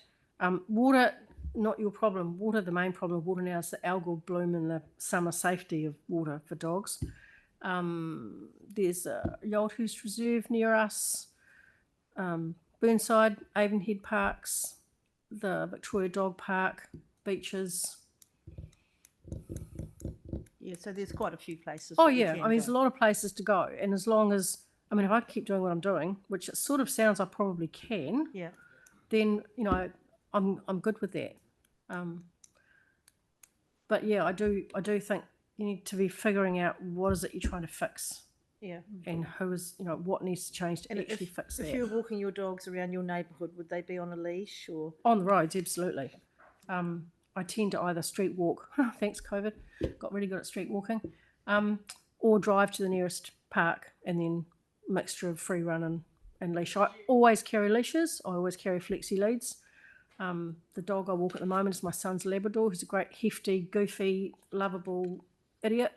So I will always keep him out of other people's way. I'll put him on a leash if other people are coming, just because I know he's big and hefty and I don't want him to crash someone's little old dog accidentally. Thanks. Yeah. Thank you very much, Linda. Thank you for taking the time to engage with us and presenting so matter-of-factly to us. Thank you. We for do what you're appreciate. doing. It's a massive job. I don't envy you it at all. Thank you very much. Okay, Malcolm.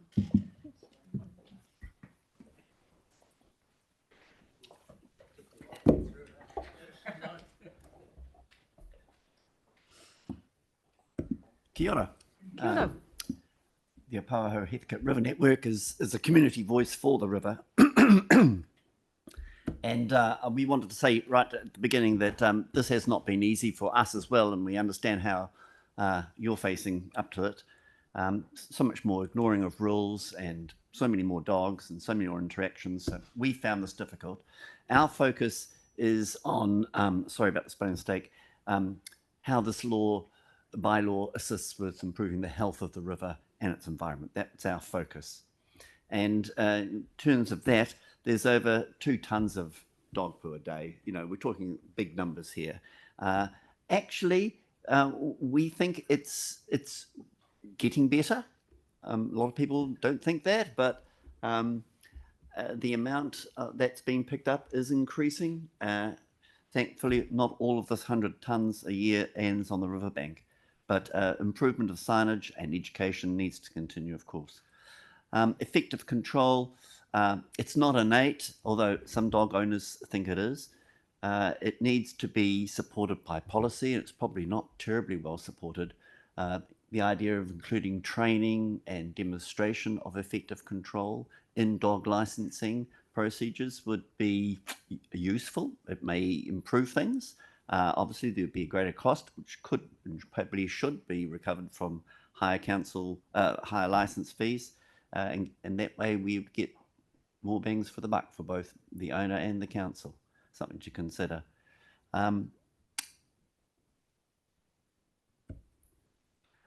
The wording matters, and we've put in many suggestions about specific wording about where dogs can be exercised and why they should not be there. In general, the more detailed and reasonable the reasons that are given, we submit, is more likely to create compliance. But also, obviously, signage is vital, although not necessarily everywhere, but particularly in the important and special places, and so is enforcement. And that particularly applies to the estuary. It's especially important. It's especially open to abuse of the rules. It needs especially good signage and properly placed. And it probably is the area that most needs some level of enforcement, particularly when this bylaw is promulgated. And dogs in wetlands, you know, wetlands mean avian wildlife. This whole thing about the grass and the wetland is a problem. You know, the idea of effective control in grassed areas versus leashed or not allowed in other areas is probably not going to work because of this. There isn't a boundary that the dog understands. They just can't mix. So it'd be better if we started off the way it will probably need to be once these wetland areas get even more developed, which is on leash, if at all. That's what we wanted to say. Thank you very much, Malcolm. I've got a couple of questions. Pauline. Thank you. With your suggestion of more compliance and enforcement in the estuary around the nesting time, what period of the year would that be? How many months? Oh, at a guess, just roundabout. I'm not good on birds. But it's during particularly for the godwits and those migratory animals, it's during their feeding season. Actually, it's when they it's over the summer when they're here, and they're trying to develop the fat layers that allow them to fly to Asia. Yeah. So. Okay, I can find it out. Alaska, yeah. Well, here at Asia, yeah. Yeah, it's long. Thank you. And that's the main period that you think would extra compliance. It's the feeding on the wetlands, on the estuary. That's the problem. If they don't get disturbed from that, then they don't build up the fat reserves. They don't allow them to get over there. So, and it just needs a little bit of public example. Yeah, like a sting. Yeah, a few people who have been hauled over the coals for not obeying the rules, and I think that would help things. Thank you. Thank you, Malcolm.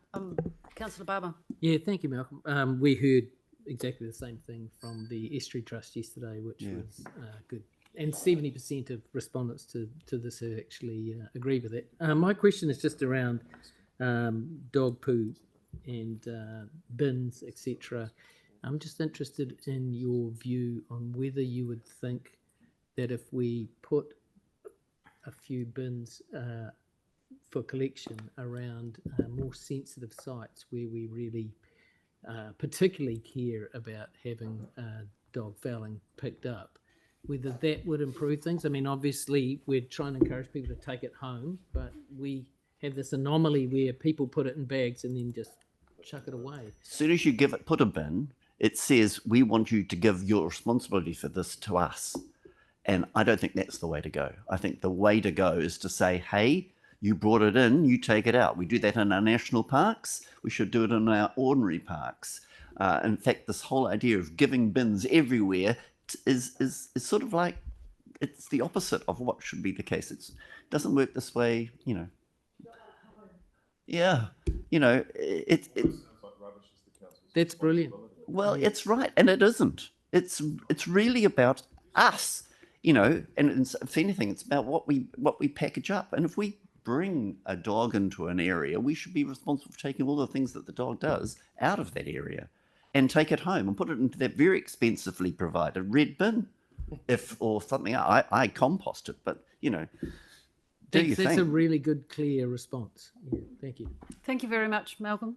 Thank you. So our next submitter has a presentation for us on video, I think. Can I just check with the Secretariat? She's not available to speak or answer questions, but she does have a presentation that she'd like us to look at. So if we can have that played now, thank you. It's a sunny day. I'm enjoying a walk when I see a dog approaching. I know dog body language. This one is friendly. Just as we're about to meet, I feel a tug at my neck. I am quickly pulled away. No, says my owner. Sorry, you can't play. Your short lead will get caught. I don't understand the words after no, but what I do understand is that the pull means stay away and the no means I've done something wrong. We keep walking. Now there is a noise. I want to stand still so I can listen. Come on, let's go, my owner says. We keep walking. There is a scent off the path. I want to smell it better. The lead stops me. No, I have to walk at my owner's pace. I can't stop to listen. I can't stop to smell. And they usually let me when the lead isn't so tight, and even better when there's no lead. Ooh, there's an interesting smell in the grass just over there. My new perfume. I need to roll around in it. No, says my owner. Your lead will tangle. I walk with my owner close to their legs. My neck hurts slightly from that last pull. Here comes another dog. This one is friendly too. But now I am worried. Will my owner tell me no? I feel tense. I can't control where I can go. I have no choices of my own. If I can't interact with other dogs, maybe I should tell them not to approach me. With my lip quivering, I stiffen, stare, and start to growl. No, my owner says. So, what can I do? Kia ora. I am extremely sorry that I cannot be there in person. As you hear this, I'll be at home recovering from wisdom teeth removal that I couldn't delay. While I understand this is not normal process, I am so very thankful that you've allowed this opportunity to participate. I opened with the dog's point of view because I believe this is what walking life might feel like for a dog when their owner, unaware, frequently pulls them away from their instinctive behaviours as they stick to the pathway on short lead. My submission includes links to over 30 studies and articles highlighting the negative effects of tight leash walking, with examples like the owner's influence over walking pace, the dog's restricted ability to engage with their environment, neck damage by collars and ill-fitted harnesses, and negative social interactions that happen due to the increased stress dogs endure from tight leads. Furthermore, puppies who should avoid high dog use areas until they're old enough may become reactive towards dogs and people if constantly introduced on a short, unintentionally tight lead. We tend to walk at our own rhythm, accidentally and easily forgetting the walk is for the dogs, the sound, the smells, the interactions, more important to them than how many steps it's taking. While I am aware and thankful we can still walk off lead or with long lines on the grass areas, there are many times when this isn't an option for us. On the day, perhaps the grass is wet, muddy, slippery, or has been unmown for a long time. For months, there's a parent with a pram. The dog has an injury and can't run or get their paw dirty, or the owner needs to walk on stable ground. These circumstances need paths, not grass. For the long term, those with mobility restrictions might only be able to visit their local small area or thoroughfare with just a couple metres green either side. I understand everyone's submissions. Owners need to watch their dog at all times, always pick up their dog's business and not let their dogs bother any other animals or path users. I've had my own incidents with other unleashed dogs pinning mine. But these are the minority of what has been hundreds of positive dog encounters. Sadly, negativity bias exists. People tend to remember the bad encounters while forgetting the many instances when dogs were calm and non-disruptive.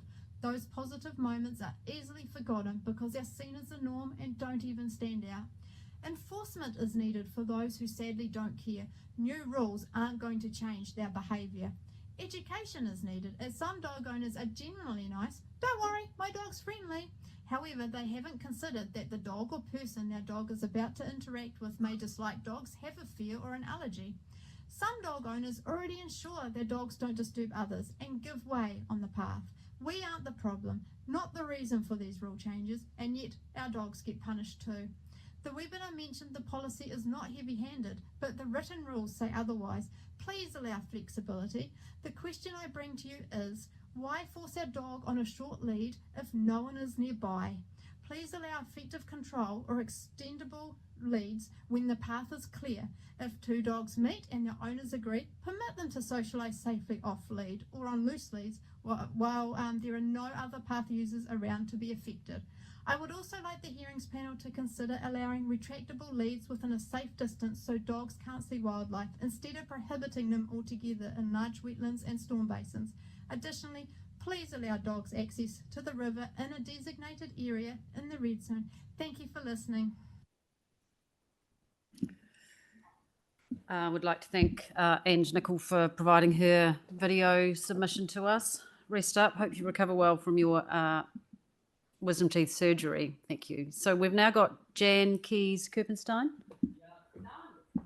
I listen to a lot of things. They call me a lot of things too. Welcome, Jan. Got 5 Thank minutes. you. Yes. Time is up.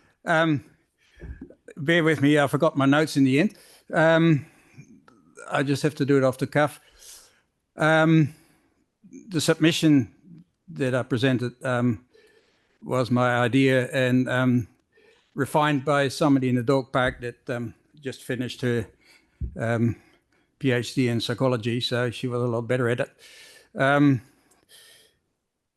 I got a dog for 5 years ago after bereavement and cancer. I decided I need a bit of company, and a border collie it was. Peps came home on a Tuesday, and Wednesday morning I had a dog trainer on my doorstep. I was going to get this sorted and not make mistakes. As I was going along training and I live right next door to Henson's Park. It's a great dog park. I slowly started discovering that, oh, well, I'm doing a lot better than a lot of other people in the park here because, hang on, my dog listens. And people started to comment about it. Jesus, you're doing all right with your dog. And I thought by myself, well, she has to listen. Simple as that. We all know the dogs around the parks, you know, they bounce around and the ears are painted on and Bogo, come here. Bogo, come here. And the steam rises and Bogo sort of runs around and doesn't take any notice, steals a ball and gets frustration in the park and blah, blah, blah. And I started noticing there's something quite wrong here in New Zealand, or not right, that people just don't train their dogs. I come from an environment growing up in Holland, dogs everywhere, dogs, supermarkets in some countries.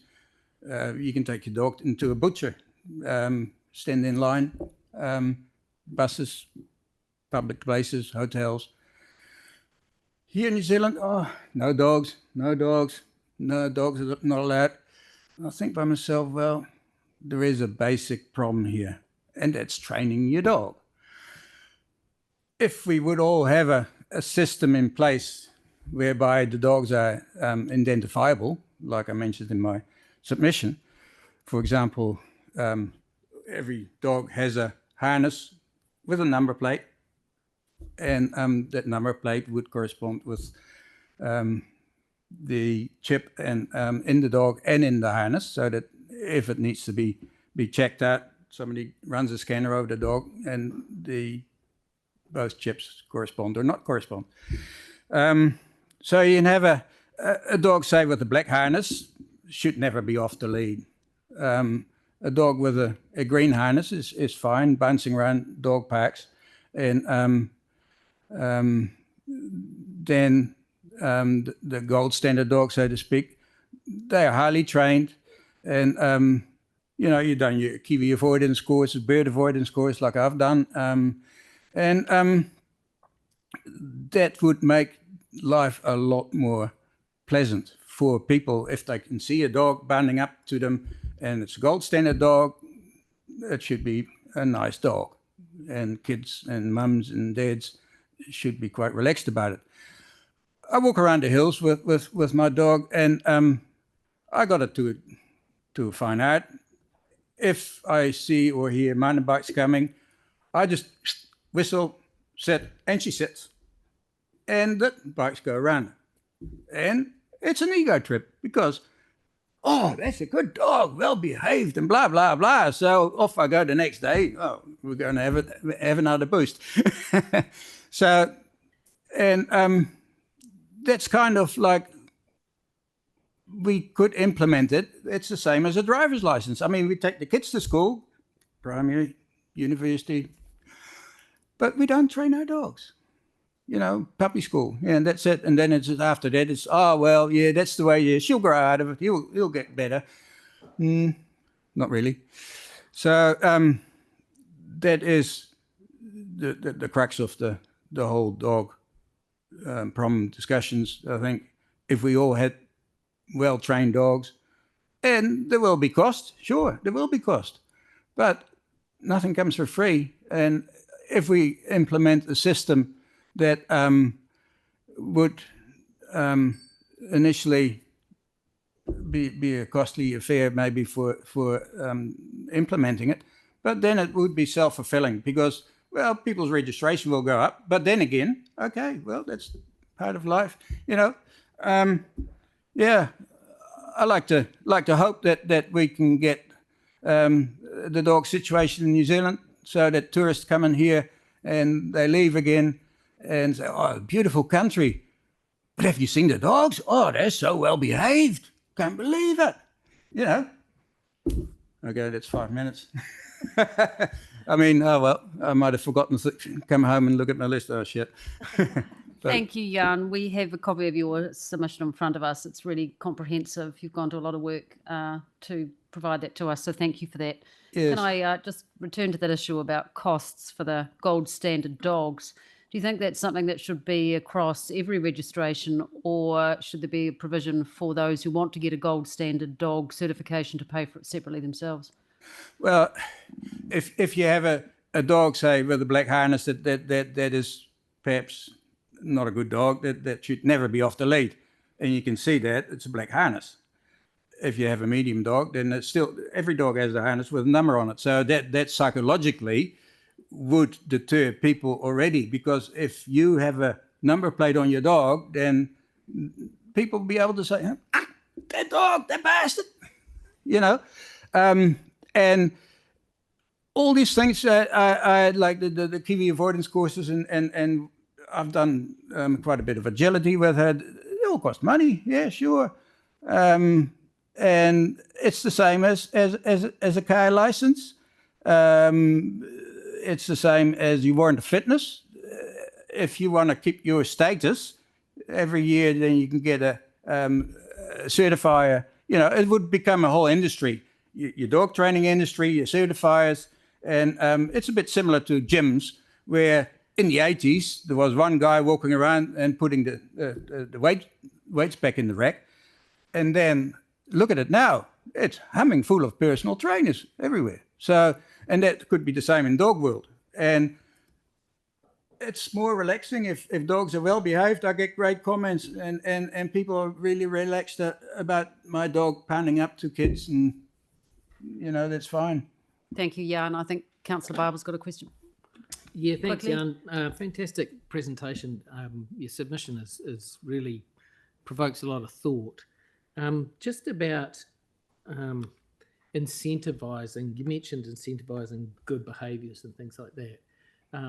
Do you think the focus of attention should be on certifying those dogs that are well behaved, or chasing after those dogs that are less well behaved? I'm just thinking, I actually really like the idea of some kind of collar or harness for dogs that have reached a certain standard, and then they can sort of be free to actually walk untethered on paths and things like that because they've reached that certain standard. It becomes very obvious to everyone that they're well behaved.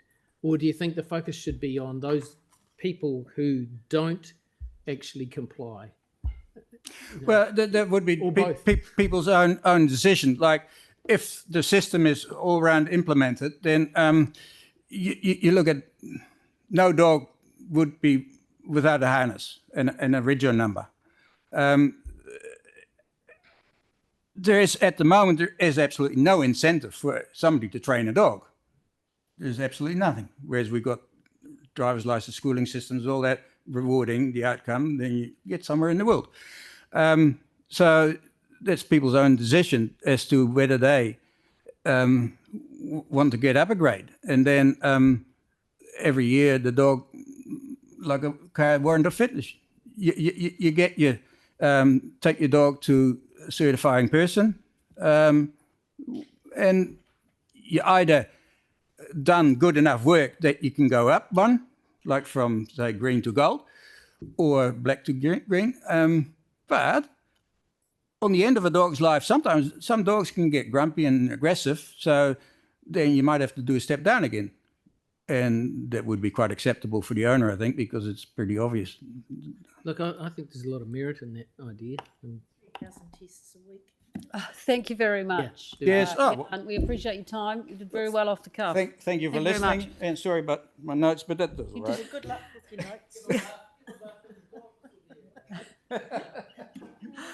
notes. Jan Mackay. Thank you, Jan. Waiting very patiently in the background. You're 10 minutes behind time, so Okay. Kia It's very Leslie's lucky that interesting. we're running late today. So now you can catch your breath. Thank you. You've seen how this works. Your 5 minutes starts. Kia ora. Thank you for the opportunity to speak today. I found Jan's presentation really interesting, actually, and I love that idea of the coloured harnesses. However, my submission was very short, very simple, just written from the point of view of an ordinary person out walking every day. And my big issue is with enforcement. And I think you can put all the best ideas in the world into place, fancy harness systems and training systems, but if nobody is enforcing it, then it'll go the way of the rules as they do now. I thought that the survey for the bylaw and policy review was quite black and white. There were quite a few areas where I had concerns, but my main concern is on the loose and uncontrolled dogs that are just everywhere now. I strongly agree that in the interest of safety for everybody, including the dogs, that dogs should be leashed on anywhere that there's a shared public path. I don't think we should have more restrictions, especially in some of those beautiful wildlife areas, but dogs need to be on leads. Quite often I've come across birds that have been attacked and left dead or partly dead by uncontrolled dogs. At the moment, there's an increasing number of dog owners who think that the rules don't apply to them or their dogs. The definition of effective control definitely needs clearing up. People might be able to call their dog at home or when there's no distraction, but the minute there's something in their sights, then they haven't got a hope. And quite often, I'll be standing there with my dog, or there's an owner yelling for their dog to come back, and meanwhile, it's harassing my dog. I have a history. I've always had dogs throughout my life, and I've always had rescue dogs, so they often have big issues, which means that they can't be off lead. And I don't see why this should preclude them from being able to be walked in parks and on tracks. My current dog was a racer with a high prey drive, so she can never go off lead in public, but she's very social and she loves walking. But increasingly, I'm not walking her on any of the popular tracks on the Port Hills, in the local wetlands and local parks, because every walk we're being harassed by an off-lead dog. Not always unfriendly, but often unfriendly, with an accompanying unfriendly owner. And I did engage with the council on this last year, and it was suggested to me that I take photos of these dogs and their owners. Can you imagine? Could you just stand still while I take your photo? Already there's a stream of abuse if you mention that they really should have their dog on a lead. So I'm not going to be doing the council's job and taking photos. But I think just the short bit that I've heard of people speaking, it's been a long and interesting process, and there's lots of good ideas, but the number one thing is enforcement, and the animal management unit is under-resourced. They need more money, and they need the ability to be able to actually spend time in public, go and be on the tracks, go and be in the parks, talk to people and issue some fines. Because if you start fining people pretty quickly, they're going to start remembering what the rules are. And the increased number of fines would help fund increased resources. And also signage was my other point. The Barnvale Valley Track used to be a favourite walking place, but after being stalked up there by 3 off-lead dogs one day, I don't go there anymore. There's a small sign at the bottom of the track that says "On Leash Dogs Only." You can hardly see it, and it's always ignored. So we need bigger signs, big, bright signs with clearly outlining the penalties if you ignore the rules. And then just start fining people, sorry. I'm one of those mean people that says start hammering everyone and then the problems will be solved. Someone said to me this morning, a great motto for the council would be create rule, enforce rule. That's all I want to say. Please start enforcing it. Thank you very much, Jan. You've been sitting here for a little bit this morning, so you'll be aware that some of these issues you raise around enforcement and signage, we're hearing them. Yeah. The parameters of this hearing is around the regulatory settings, but obviously implementation and enforcement, it all goes hand in hand. And those will be issues that we'll be thinking about. Has anyone got any questions? I'd like to thank you for taking the time to engage with the process, and thank you for waiting patiently while we're running behind time today. Thank you. Thank you very much. And lucky last, Kia Leslie. Thank you for waiting. My apologies for the administrative mix-up. So kia ora, I'm here presenting on behalf of the Spraydon Cashmere Heathcote Community Board. We really appreciate the opportunity to discuss this. I suppose at a high level, we have two kind of themes that we care about the dog control bylaw from. One is obviously the usual, dogs are animals that live in an urban area. That causes conflict, and we want to make sure that, both dogs and people have long, happy, healthy lives.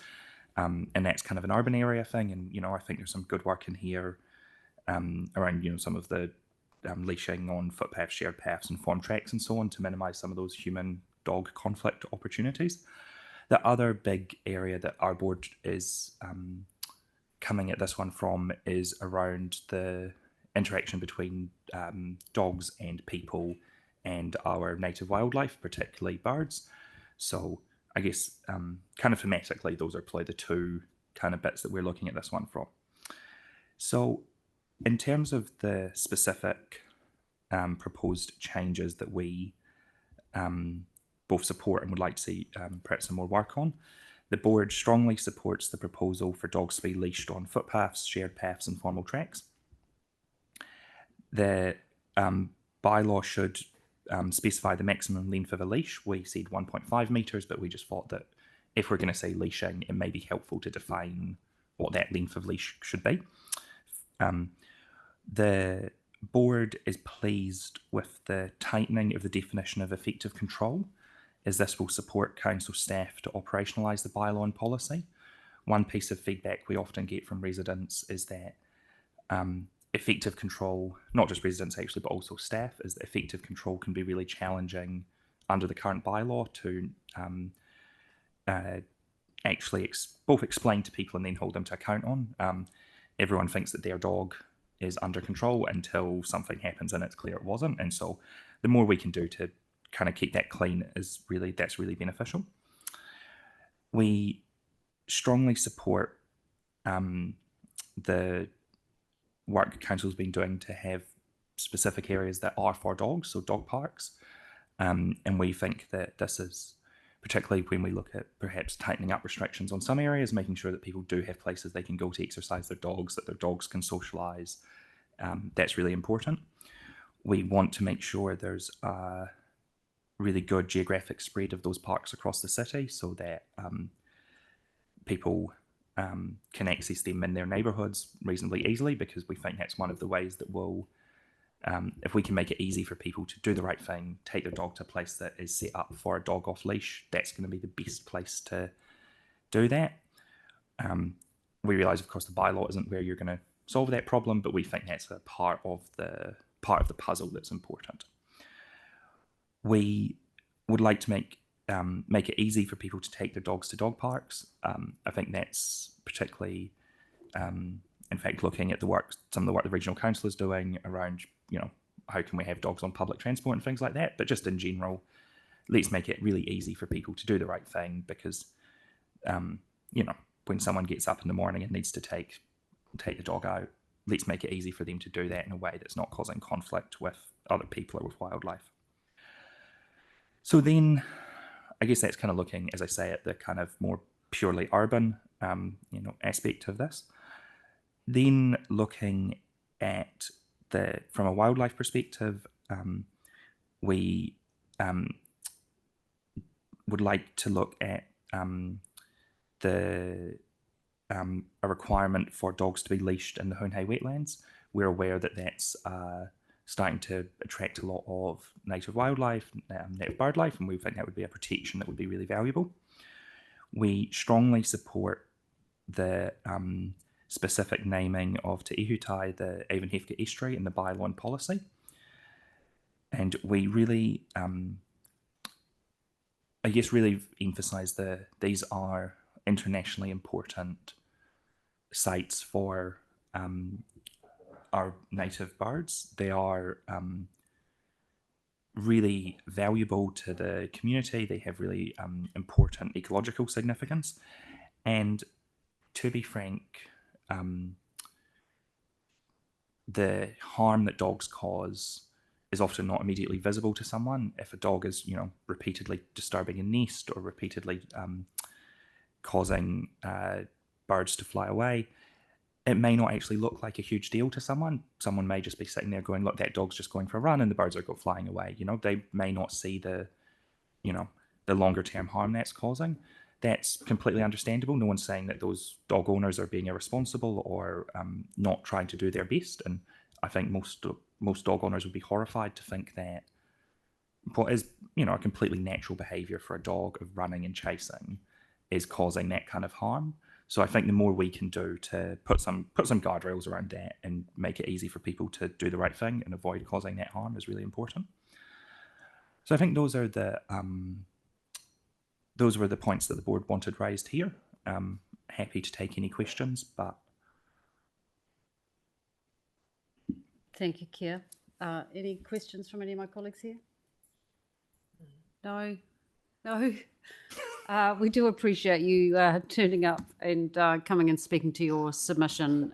Some of the issues you've raised have been traversed by a number of our submitters, and you'll be aware of the balance that we've got to strike here between the regulation and trying. We can't please everybody, but we've got legislative responsibilities, and we've got to try and get that right as best we can. And I guess just one comment is, I guess one of the challenges is often, as I say, people may not be aware of those balances and it's different perspectives.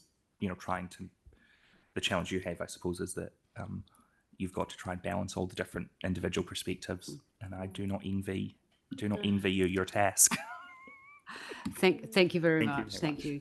So that concludes our submitters for those who wish to speak to their submission today, right on 12 o'clock. So that's where we're at. I'd just like to, before we break for lunch, thank everybody who has taken the time to come in and speak to their submission and provided written submissions to us. It's grateful for the wide range of views that we've heard. So we're going to break now. We're going to have a slight departure from our schedule. Given that it's 12 o'clock now, we're not going to break for lunch for a whole hour. We're just going to take a 15-minute break, and then we're going to come back and we're going to have the staff response and question and answers with the staff. I think, is that the way we're going to go? Happy with that? Staff are ready to do that? They don't need the lunch break? No. Okay. Okay. What time's lunch? 12:30? Well, actually, then we're probably going to just crack on with it. So we'll take a short break now, and we'll just keep going today, and then we'll reassess depending on how much we've got to discuss with the staff. And if we need to take a lunch break later, we'll do that later. But it may well be that we can get this all in, and then we can just have a late lunch for the day and finish before that break. Get to the community board. And then get to our community board meeting this afternoon. Thank you, everybody. Thank you, staff.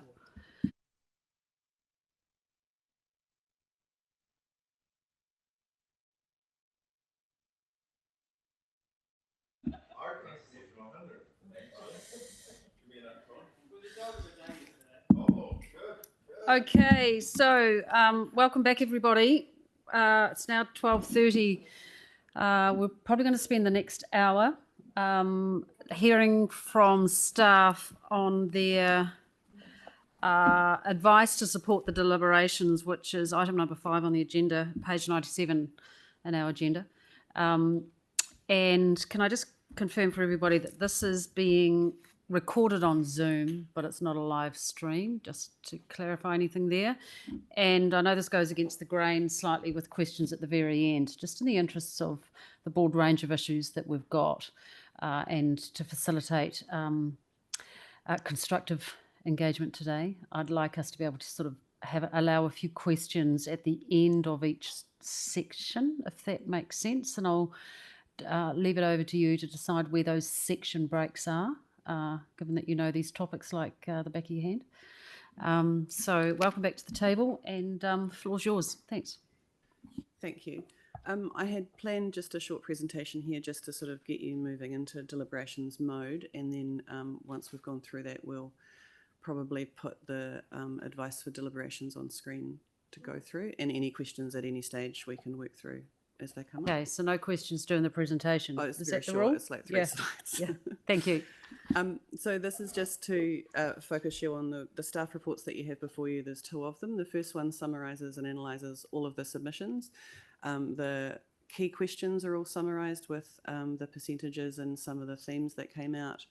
The summary of submissions on all other matters document. When we asked the questions online, we had 6 key questions, and then we said anything else you'd like to talk about. And so that's what that analysis is of, and that's a large document analysing all the issues raised by submitters, and that was brought out in those themes that we mentioned in the first presentation that we did to you. And then we also provided a summary of the organisations and businesses that had submitted to help you get through the material. The second report is what we're hoping to use today. So the report itself is quite brief, but the advice for deliberations at attachment A there is what we're hoping to work through. So that goes through the issues raised by submitters, some advice and information from staff, and then recommendations that the panel might want to consider as a way forward. It includes some maps as well, which we can bring up as we're talking about areas, and it also included the full copy of the policy and bylaw. So just to clarify there, the policy and bylaw are both required, and they both need to do certain things under legislation, and that means that there is some duplication within the two documents, which does make it slightly harder to handle. So the policy itself has a schedule attached to it, and that's where all of the areas are specified. So they're organised geographically, and we've shown all the changes in there and the reasons for them. And then the bylaw itself has the enforceable rules, and that talks to the policy by saying that you need to follow the leashed and prohibited rules in the policy. And that's a function of the way that the Dog Control Act works. So it can be difficult to navigate, and it does lead to misunderstandings and complexity. So just drawing your attention back to this slide, this is what we talked about in the initial presentation. So this is what the Act requires councils to consider. So minimising the danger, distress and nuisance to the community from dogs, avoiding the inherent danger of allowing dogs uncontrolled access to public spaces, particularly where there are children, the importance of enabling the public to use streets and public amenities without the fear of attack or intimidation by dogs, and to consider the recreational needs of dogs and their owners. So there's a lot to consider there, and we've got a lot of themes coming through in submissions about people concerned about dogs not being under good control, incidents and altercations between dogs, and concerns about wildlife and other things. And I should say too that we have aligned our proposals with strategic priorities, including having safe communities, and also enhancing and protecting biodiversity. So we had a strong theme through our proposed changes around how we're managing some of our land and making sure that we're protecting biodiversity and habitats, and that's taken a 10-year look. Just to let you know that tomorrow we have scheduled these staff to come and speak with you, who can answer questions on key areas, which you might find really helpful. So we've got Paul Devlin, who is the manager of regional parks and was also the head ranger for Banks Peninsula and Port Hills. So any of those areas there, Steadfast came up, there were comments on Horsell Quarry Park, Coastal Cliff Reserve, we can talk to Paul about tomorrow, and some changes proposed at Victoria Park.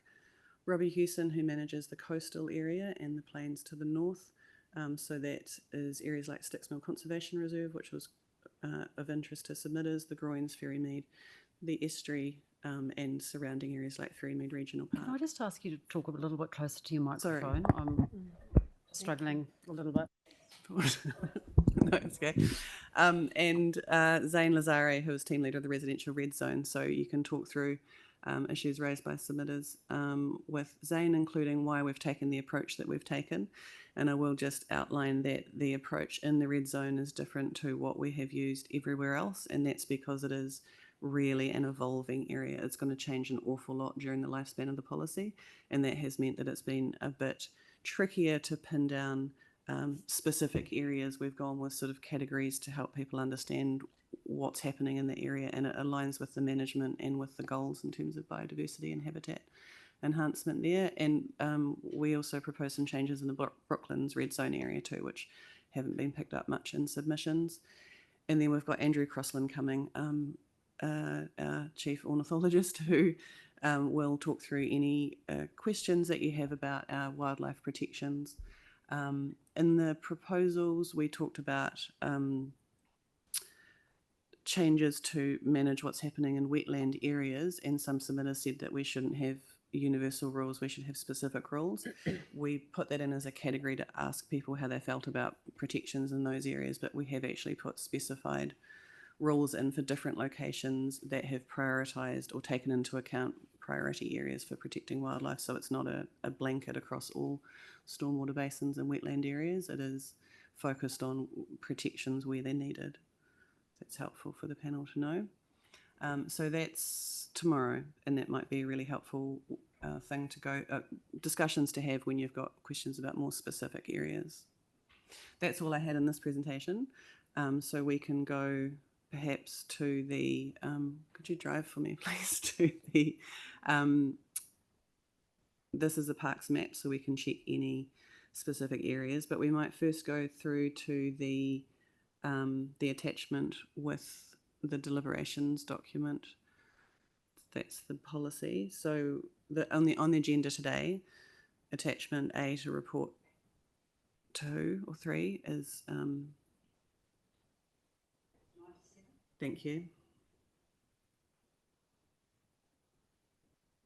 And then we scroll through the actual report and get to the attachment, which is a sideways one. There we go. So could we make that bigger, please, so that we can read it?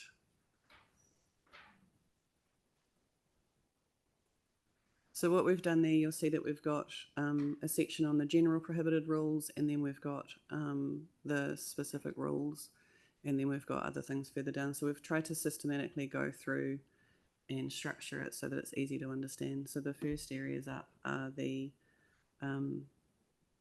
general prohibited rules. So we can scroll down, please, to the first heading. So can we make that bigger, or could we follow in books? I don't know what the best way of doing this is to see it.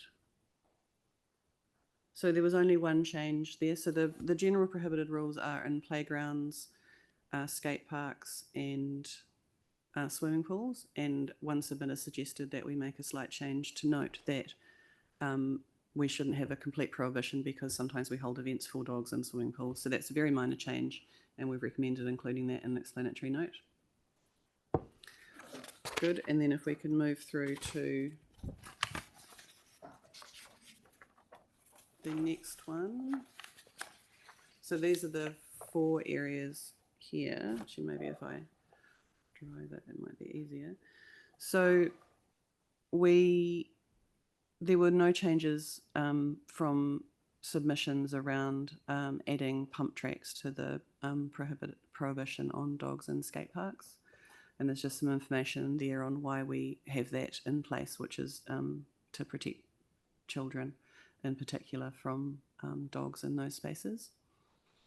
And then we can move on to, so we had 2 different leashing on roads, footpaths and shared paths and pedestrian areas type things. One is about the roads and one is about the green space areas. So on the one on roads, we didn't have much in the way of concerns expressed from submitters. They were quite supportive of leashing along roads, so we don't recommend any changes to that. It was just a small expansion to clarify that it covered pedestrian areas as well, because we've got different forms of roads at the moment in a way that we didn't before, and that car parks are covered, and that's really about vehicles manoeuvring.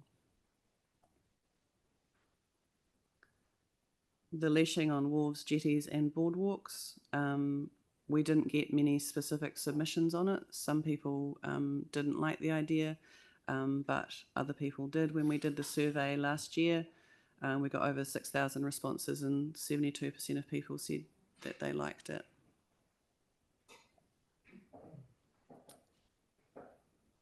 Am I good to continue? Yep, cool. So we don't recommend any changes to that proposal to leash. Community gardens was similar. We had good support in the earlier survey, but not much in the way of specific comments, although some submitters did support it. So we didn't recommend any changes to that proposal.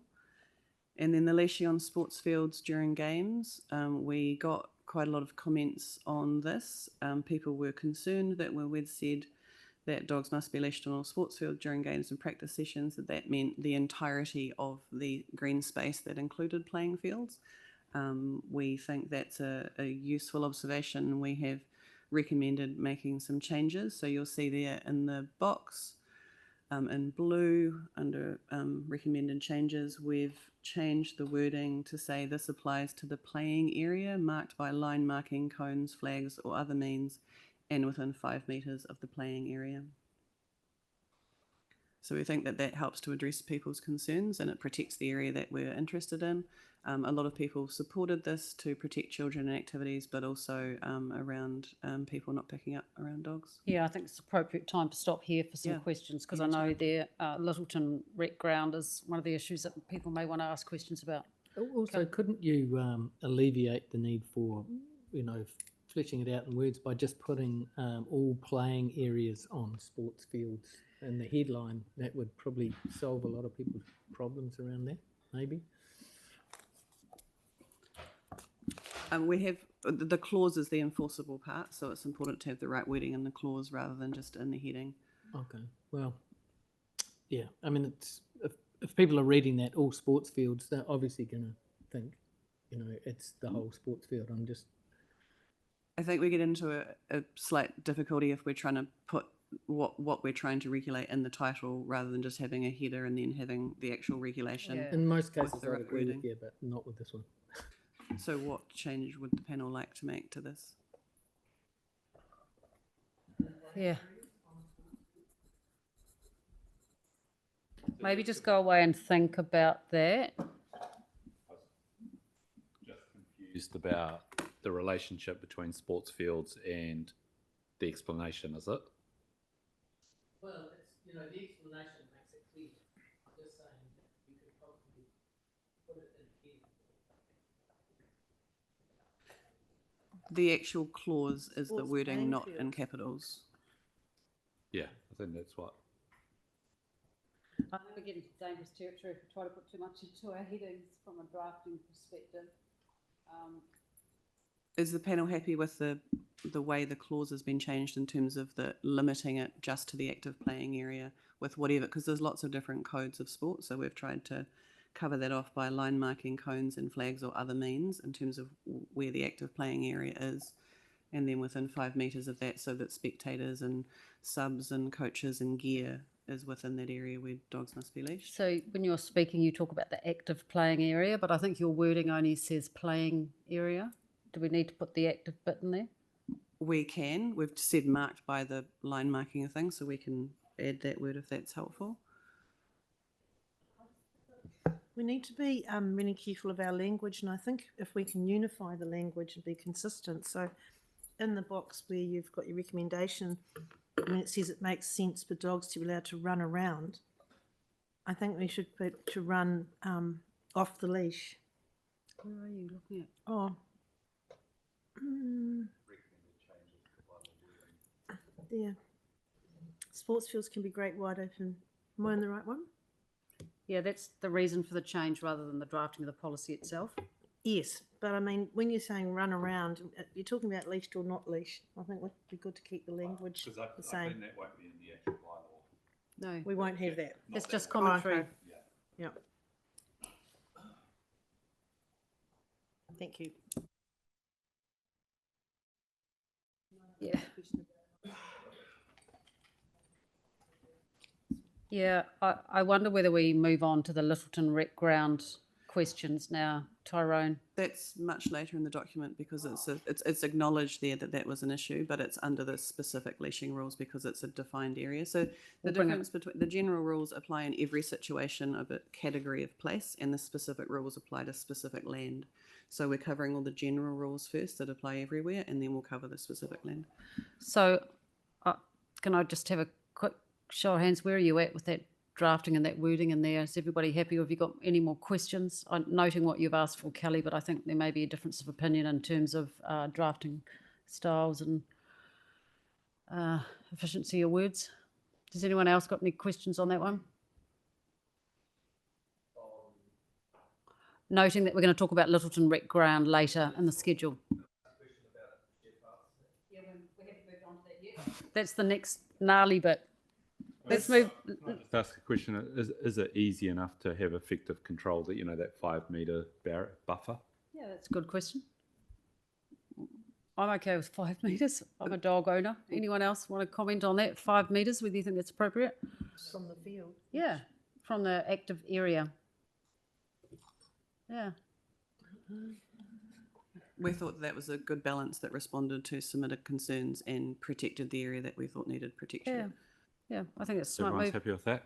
Yep. Just got one on the wharfs and jetties. Sure. A few submitters that thought that that was a bit pointless, having to have a leash on a wharf and jetty, mainly because, and I'm not sure about the boardwalk or whether that should be included with wharfs and jetties, because the boardwalk is quite different, but namely sort of saying that there's hardly anybody on a jetty anyway, ever, and what's the point of having your dog on a leash? We also got other submissions from people saying that they thought that was good because it was a narrow space and dogs should be under good control. We also have walls that are used for commercial purposes, so including tourism. So it's important, again, in that narrow space that there's good control of dogs. And there are some, also for the dog's safety, some of our wolves are used for fishing, and there can be hooks and other things left behind that aren't safe for dogs. So we thought that a leashing rule. So, I mean, I don't know, Tyrone, you've got the Governor's Bay jetty, which is purely recreational, really, isn't it?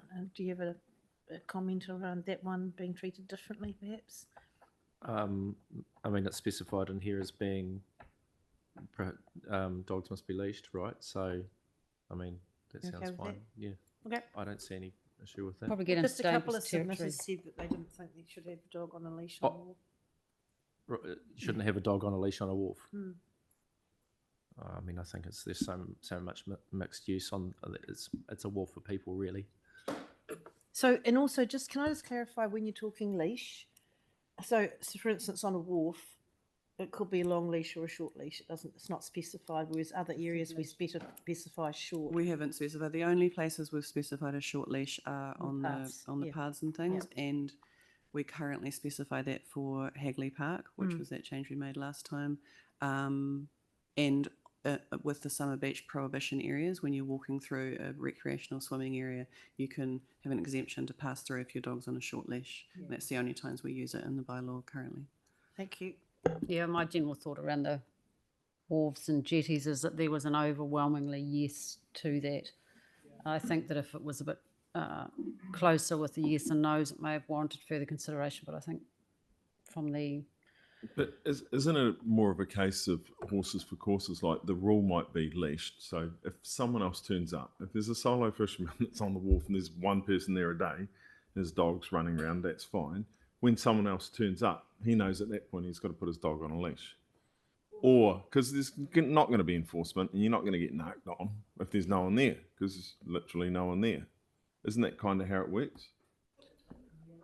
In reality? It's also boardwalks as well. But it means that if a family turns up who's scared of dogs, who wants to go fishing, the person whose dog's running around has to then be on a leash. Yeah, otherwise they're breaking the bylaw. Yeah.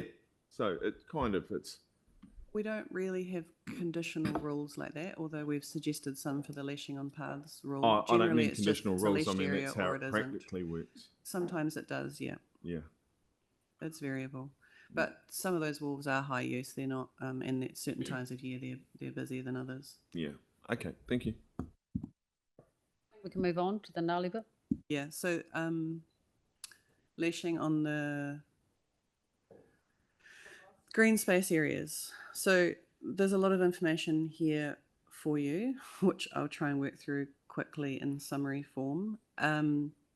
So the reason, there are sort of multiple reasons why we propose this change, but in the consultation document, we put that therefore a mixture of different users, and that many of them are already leashed, but there's a lot of inconsistency, and so that gets confusing for people. So we were trying to simplify things by having consistency.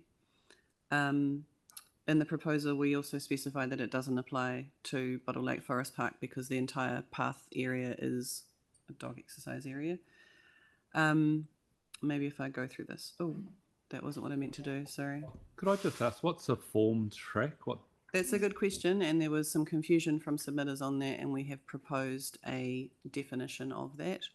So it means a built or constructed track that has a hard surface with gravel or packed clay or is indicated by a sign. So what we want in some areas, for example, South Shore Reserve, we have a status there that is prohibited but leashed on paths, and we want that on formed tracks and formed paths, but we want people to stick to the ones that rangers have built, not to make their own tracks that might go through sensitive areas where we don't want people to be, let alone dogs.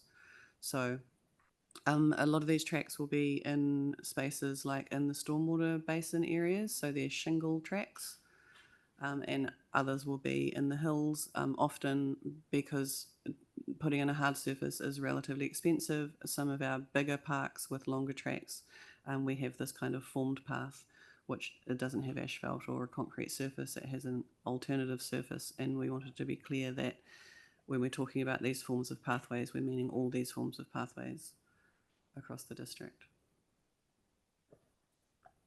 Yeah, there was quite a lot of opposition to the formed track aspect of this. There was. And I'm just not quite sure where we go next with that. Any thoughts around that? I mean, because there's different, even there's different formed tracks within formed tracks. It felt that it's not entirely clear. I think it's going to be up for good debate. I mean, my question is, and this, I'm sorry, it's a dumb question, but when does a track stop being a formed track? What's the, I mean, is there such a thing? It implies that there's such a thing as an unformed track. It's more the point that it has been built or constructed as a track. It's not a track that people have worn through use. Right. So we're talking about intentional pathways and where we want people to walk and encourage them to walk. And in those spaces, we want dogs to be leashed so that all users can use them. And green space is defined as?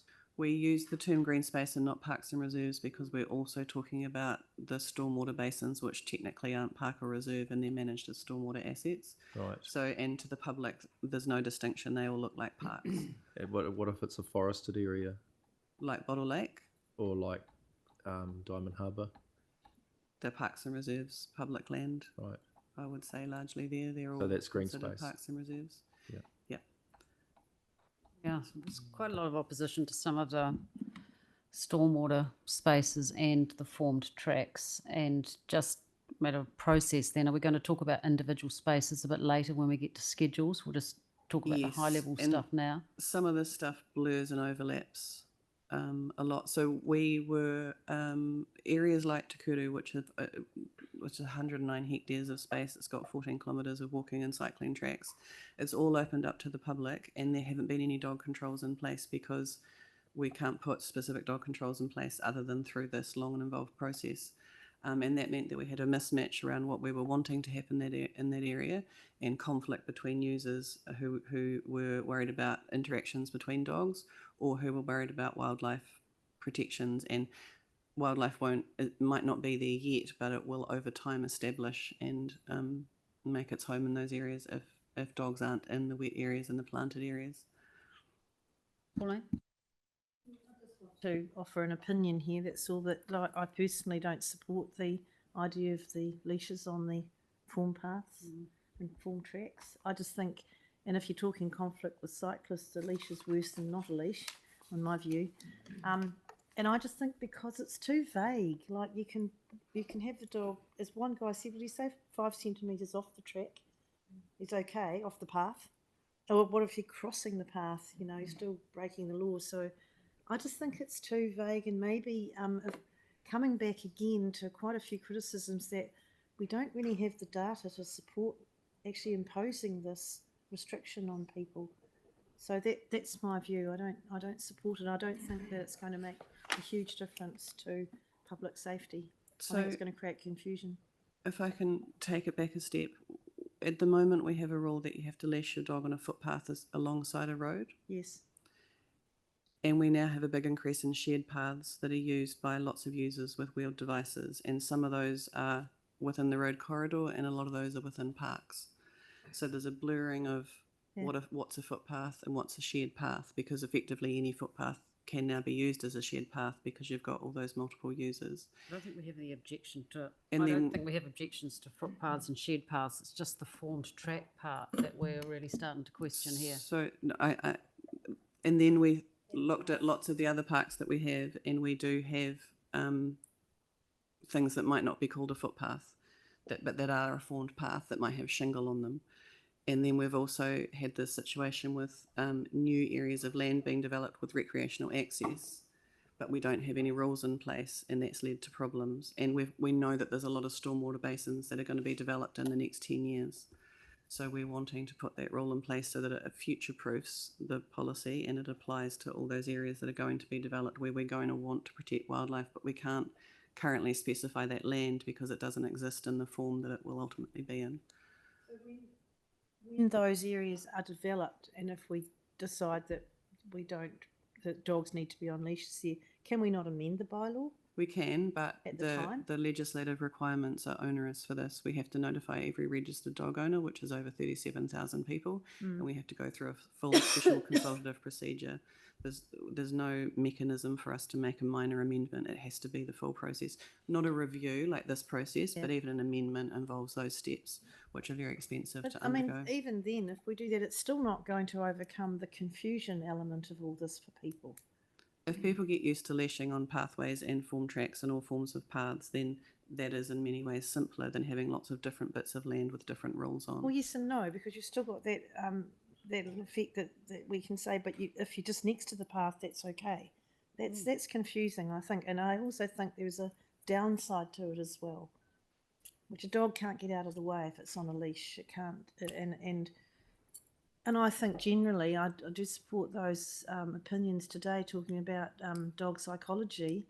That leashes actually can create a lot of anxiety in a dog and perhaps could lead to aggression and unintended consequences. So it's not easy. It's not easy, and we also have a lot of submitters that said they were concerned about dogs not being leashed. They're concerned about dogs not being under effective control.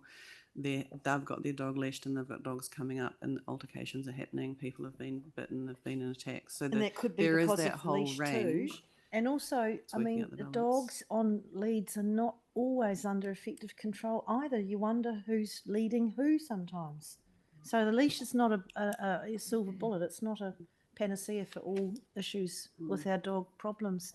So I haven't changed my mind. Yeah, we've got to be careful. We're not getting too far into debate here. We just I know. want to get the information. I'm curious to understand whether there is any merit in distinguishing formed tracks apart and separate from footpaths and shared paths. Just wondering what people's views are around that, and then within formed paths, whether there is a distinction between formed paths in the residential areas versus formed paths in the more rural areas, and whether that's a clear distinction and whether there's any merit in looking at that. Keen for your thoughts on that. We do in lots of areas at the moment already have leashing rules on paths, and some of those are not well understood, like most of the Port Hills reserves currently have a leashed requirement, and that's come about over time, and some of those are because of grazing stocks, some of them are because of conservation values or protecting biodiversity or habitats. Some of them are for the health and safety risks from multiple use like mountain bikes and other things, but also the fall risk from having a dog bowl around a corner on a track with a steep drop over the side. So there's a whole range of reasons why we might already require leashing. So that's the Port Hills type examples. And then a lot of the other areas are in regional parks, which are often big and wilder, and they often have high conservation values that we want to protect. So they also require leashing.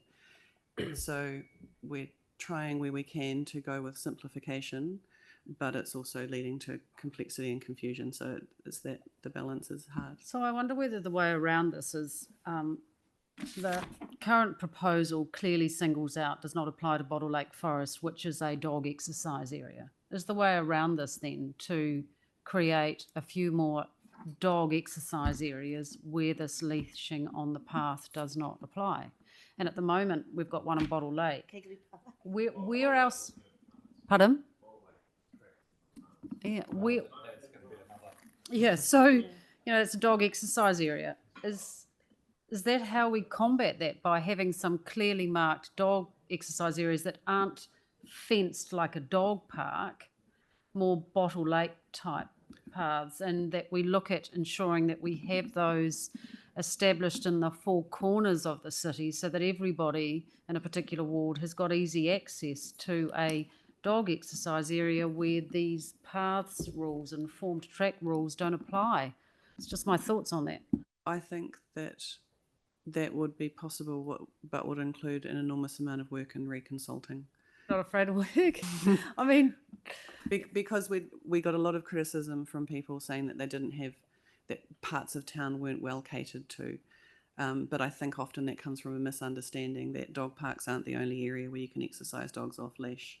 So where some of the importance here is to distinguish between people's views where they have misunderstood things and people's views that reflect and help us to change what's being proposed. so recognising that maybe there is a piece of work to be done, that this could perhaps be covered by a noting provision, and that we don't wait another 9 or 10 years to review it and we do it in, say, 5, by which time we've got another comprehensive piece of work where we get some recommendations around creating additional dog exercise areas around the city for people.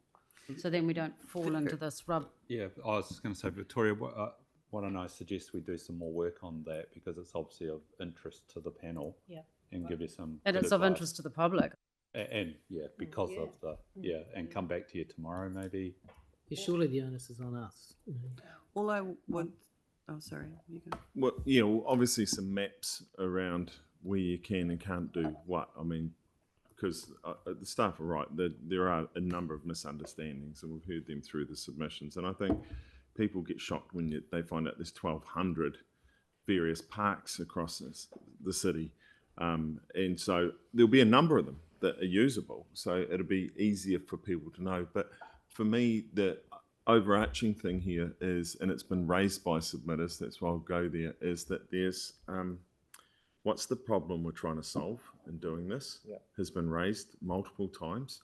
And a number of people claimed we're not making evidence-based decisions. We're not, they're not saying, including the leashing one, the short leash one, whereas all of the experts, because I didn't see the qualifications, but I take them at face value that they are, all were quite opposed to it. So there's those things. Yet nearly everyone on both sides said there's a lack of enforcement. And if we had more enforcement, and to Tyrone's point, that the pre-education, there's probably half a dozen people you could nominate and employ that have come through that you'd say, hey, we need you to make us a better dog-friendly place. So educating people, running those courses when you first get a puppy, and having socialising groups and all of that kind of, people just aren't doing it. And they could be, and nearly all the ones that spoke to the socialising and the behaviour, nearly all had an accent. And they were nearly all from Europe and places like that, where there's a completely different dog culture. And the laid-back New Zealand dog culture, excuse the pun, might be biting us in the bum. Can I just clarify what the panel would like staff to do is consider whether there can be places where, it's gone up, where there can be shared form paths. Dogs don't have to be on leashes and form paths in some areas. I think before that was the broader issue of actually we want to be educated and informed about where are all of the places that there already are that they can be off a leash and under effective control. So before we...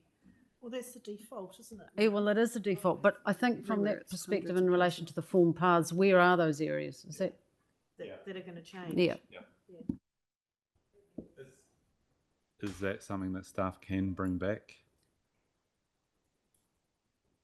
Where are all the areas that are going to change? The form path. It's the form path. It would be a significant piece of work to go through all the 167 areas and check So I rest my what the case. changes are. Just leave it. But one purpose was that future proofing. That was something that was really wanted by staff, was to make sure that when new places are opened and tracks are opened, that they have a default leashing rule on them, because otherwise we're trying to change people's behaviours when they have an After the expectation fact. of what the norms are, which See, is that much makes harder. sense. That part makes perfect Leashing sense. doesn't fix everything. In fact, it's bad as well. But in particular places, but we've got to make sure we establish in every ward there is parks where places where you can go where you can unleash. So, and then the other one is where there needs to be dog-free facilities. I just think maybe, like at the moment, our default is you don't need your dog on a leash anywhere except where we say leashes. So we can continue that practice. If you build a new path that needs to be leashed, put a sign up, leashed. And that's the Well, let's say rule the that people need path's to... close to, it's a form path, Rather than but a not blanket footpath, rule, you know? within how many metres of a roadway? Like we've got to set some clear guidance that the public, that when you're out walking your dog, if you're within so far of a roadway, you should have a leash on, just because you don't want the dog run over. Well, that was but that is one of the specifications we have now. We're talking about these formed roads, Well, what is it? paths, and I just think that to go and to do a blanket must be leashed on these, but you can be 5 centimetres off it. or you can cross it, the dog can cross it, but that's too vague and it's too blanket. I don't think it's the right way to go. And I think in the future we need to address those paths as they're formed with a sign. And dog walkers need to be aware of that. We can't take enforcement action or put signs up that we can't confuse and blur regulatory requirements with places that are leashed and required with putting up signs that ask people to leash, because that will completely confuse things and So enforceability. to ask people to put their dog on a leash in any area, it has to be specified in the bylaw. Yeah. Yes. No. Yeah. But anyway, you're talking about the future, and I don't know about that at the moment. If I can just bring some clarification from submitters. So part of the misunderstanding from people around the short leash were people thinking that they weren't clear what a short leash meant, and so there might have been different impressions for what that meant. And Lionel has a leash that's nearly 1.5 metres, so it might not be as one woman who short. said 1.8, didn't she? Yes, but we've also got narrow spaces and cyclists, so a longer leash is part of the problem. So this is a 1.3 metre leash. 1.3. I've got a Shiba Inu cross Sharpei. Oh, sorry about that. And it's fine. I can control it. I struggle to understand that a short leash for a short period of time adversely impacts the dog. We're talking about you arrive at Hallsville Quarry, take your dog out the car, put your leash on, walk up to the dog exercise area, put the dog off leash. That's essentially what we're talking about. Yes, this is all education. He's exactly right. This is purely, it's an education thing. And also we should be saying to people, like using our experts, and some of them are happy to volunteer, we should have videos that dogs need a mix of short leashing's fine, but they need a mix of long leashing and off leashing if it's the right sort of dog. If you're worried about your dog, never off a leash out, and that kind of thing. But we need to engage more of that with the public. And you already have to have your dog leashed in the car park anyway. So you've got to put the lead on when you're getting out of the car. But I'm envisaging there'll be 15% who ignore it. If I could just make a comment. Not just walking to the dog park, but going for a walk along the park. Yeah, Lionel. A very good example is Hagley Park. Because we looked at what's worked in Hagley Park for a long period of time. Where you've got open green space, you've got a sealed foot shed space, and then you got a desire line. And dog owners walking the dog on the sealed area generally have their dog on leash. But then as soon as they cross over, they let the dog off leash. Dogs are running around. We found it's a really fair balance. Do we have incidents there? Of course we do. We've got dogs, people, bicycles, scooters mixing, but nothing like we'll see that, or the severity of the incidents in Hagley is nothing to compare to what we get in suburban areas, where we have to have dogs on leash. It's a requirement, it's on the road. The red zone's a bit iffy as to severity of attacks, but that Hagley Park for me is a very good example. And if we can duplicate what we know works in Hagley across the city, our biggest challenge are the new stormwater basins that developed, because they were by default effective control. Now down Sparks Road, we have this wonderful wetlands on the right hand side of Sparks Road, beautiful area. But what we never anticipated, and I think Mr. Ecologist guy, Andrew. Oh yeah, Crossland. You talk, all the birds migrated from the wetlands to the stormwater basin, which is effective control. That wetlands is leashed and prohibited. Was proposal. Yeah, but all the birds are now in the stormwater basin, which is effective control, and we know dogs are impacting that wildlife, but we can't do anything about it at this stage because it's effective control. So the decisions that we make, I think, need to be balanced, but also considering that birds move. We can't control it. We can't anticipate where it's going to go. But if we have a general rule that a shared space, or I think that the confusion comes in with the terminology. You got shared, you got a footpath, a form track, and a shared space. Perhaps we look at narrowing it down to two. Yeah. Maybe Just, the just a wetland. suggestion. I still say that, you know, as a cyclist as well, I don't like seeing dogs on a path on a lead. That's really dangerous. Yeah. So there's two ways to look at it. You know? I wonder if I could offer a little bit more of the data from the survey that we did in July last year. We broke this question out into 3 different parts. And so we asked a question specifically on whether we should leash dogs on shared paths. And there was quite an overwhelming majority for that. So 76% of the survey respondents said yes. And then we asked about footpaths in parks and reserves. Tina's put it on screen there for you guys. And 57% said yes on that. So it was really the formed tracks that people were having the most issue with.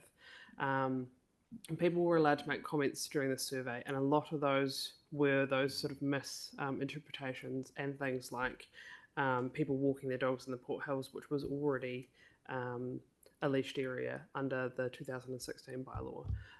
But yeah, if you're breaking it down, and particularly in the consultation that we've just run, there was a lot of comments where people said, I've said no, but I'd be okay with shared paths and footpaths, just not form tracks. So that might be something else to consider. Or I'd be okay with leashing, but not a short leash. And we also got submissions from people saying that, thinking that we were, requiring leashing in all areas, in all green space areas, and that we, in all cases when a leash was used, it was a short leash, and we were banning retractable leashes, neither of which is correct. It's just a short leash on paths because the paths are narrow, and everywhere else you can use whatever leash you want. And near the path you can also use whatever leash or not leash you'd like.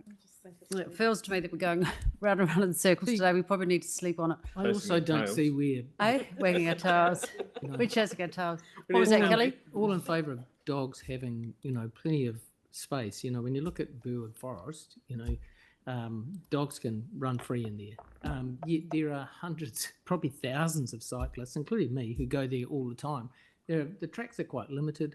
You don't have a lot of choice where to go, whether you're walking or biking, because you can't often go cross country through the forest. But I don't know how many sort of issues we've had there, but it seems like it just feels so inconsistent. I find it really confusing. Well, I think the whole Bottle Lake Forest area has been singled out as a dog exercise area, which is quite unique. There isn't anything else like it in the city. So I return back to that issue that I asked before, John, where I think there may be another piece of work where we look at trying to identify other areas that could operate in the same way as Bottle Lake Forest does. And whether we've already... That's a big piece of work. Oh, yeah, but we don't have to do it now, but it might be identifying, there may be a noting provision that that's something that we're going to do. I mean, if we've got more and more dogs, people like their dogs and they like their dogs to run off lead, maybe it's a piece of work that's done at another stage. Let us look at it and we can cover it off Keen to again understand tomorrow. what the framework for that could look like. I'm not saying we're going to do it, but is that a piece of work? Because it's not that we're creating new forests. What we're doing is we're just looking at what are the areas that we've got. Are there any other areas that we could convert to a similar status like that? It's all I'm asking, because people are clear. They know what Bottle Lake is. They know how it operates and it works well. It's a bit like Hagley Park. And so is there another area? We'll come back to you on that tomorrow and see if that is a piece of work we can do. Because I was just thinking before too, on a shared, on a form path, I think people that don't want to put their dog on a leash will just get the dog to run alongside them on the... You know, I quite like Lionel's suggestion of perhaps singling out the wetlands and the stormwater basins that have become wetlands rather than lumping them all in together. That might be another way around it. The other comment, and just going back to Aaron's point, you know, what problem are we trying to fix? And we know that we've had an increase of 5,000 more dogs since 2018, but that lady said we've had less infringements. Fewer. So what problem are we actually trying to solve here? But infringements are they're an indication of problems occurring, and they're also an indication of resourcing. We also issue a lot of warnings to people But we also know that there are a lot of other incidents occurring, and we got lots of submissions from people concerned about the lack of control of dogs. So all of those things together form a picture. But that comes down to the other criticism that we're not accumulating the data to support even these changes that we're proposing. So it puts us in a difficult position now. So whether I don't know, it's probably not in scope, but resourcing is an issue for enforcement, compliance, signage, education. Well, we'll be able to put some noting provisions to that effect, I think, when we come up with our recommendation report. But I keep in mind with our recommendation that we're basing it on no data. Look, I agree, but you did cover that in your report about we can make a rule policy on the intention of having well-controlled dogs, and considering public safety, we actually don't have to wait for that data. But I still think that Senator Kathleen Crisley raised the issue around the data and the monitoring, and how do we know whether our policy and our bylaw is successful without any data or any monitoring? That's a bit that I'm really grappling with. You know, how do we know if it's successful? I think hearing from the park staff tomorrow might be helpful, because they see a lot of what is happening out in the field Sure. in terms of impacts and altercations and other things that happen with wildlife. The wildlife one in particular is really tricky for data, because if birds are disturbed from the nest, we don't necessarily keep that data. Studies have been done. We know that it's an issue, but we haven't done it in every specific area. Yeah, sure. I didn't think that was as controversial as some of the other issues where we don't have any data or evidence. Well, there is some data on dog attacks, because in 23-24 there were 618 dog attacks. 349 were on other cats and dogs, 241 on people, 2 on protected wildlife, which can't be right, and 26 on stock. So mostly around the Port Hills. Well, maybe we can have a session tomorrow on that. I mean, that's the reported as well. There's a lot of under-reporting. So from a operation perspective, the number of reported complaints is trending downwards. So I've broken it down. So if you look at 23-24, the total number of complaints we received was 9,903 for the year. If we exclude the category of complaints that do not impact dogs being under effective control, so we're talking about found dogs, wandering dogs, barking dogs, barking dogs. So it's outside the scope of the bylaw. The bylaw is not going to impact those categories of complaints. What do you end up with? 1,249 complaints out of 9,000, which is about 17% of our total volume of work is being impacted by this bylaw review. And then if I then looked at how suggestions are all implemented, what does that number drop to? Well, or does it not? Well, it's crystal ball gazing. Yeah, so I can only work on what we achieved last year. So last year, in respect of infringements for control of dogs, we issued 368. How many? 268. 368. And we issued 680 warnings in respect of categories. So that's dog attacks, dogs rushing, dogs being in a leashed, not being leashed in a leashed area, or breaching any provision, fouling, all those categories. So the compliance in respect of how much compliance are we dealing with in terms of complaints, 75% of all the complaints we've received resulted in some sort of compliance action. Because if you take the number of warnings and infringements that have been issued against those 1,249 complaints, it comes out to about approximately 75. Now, that doesn't include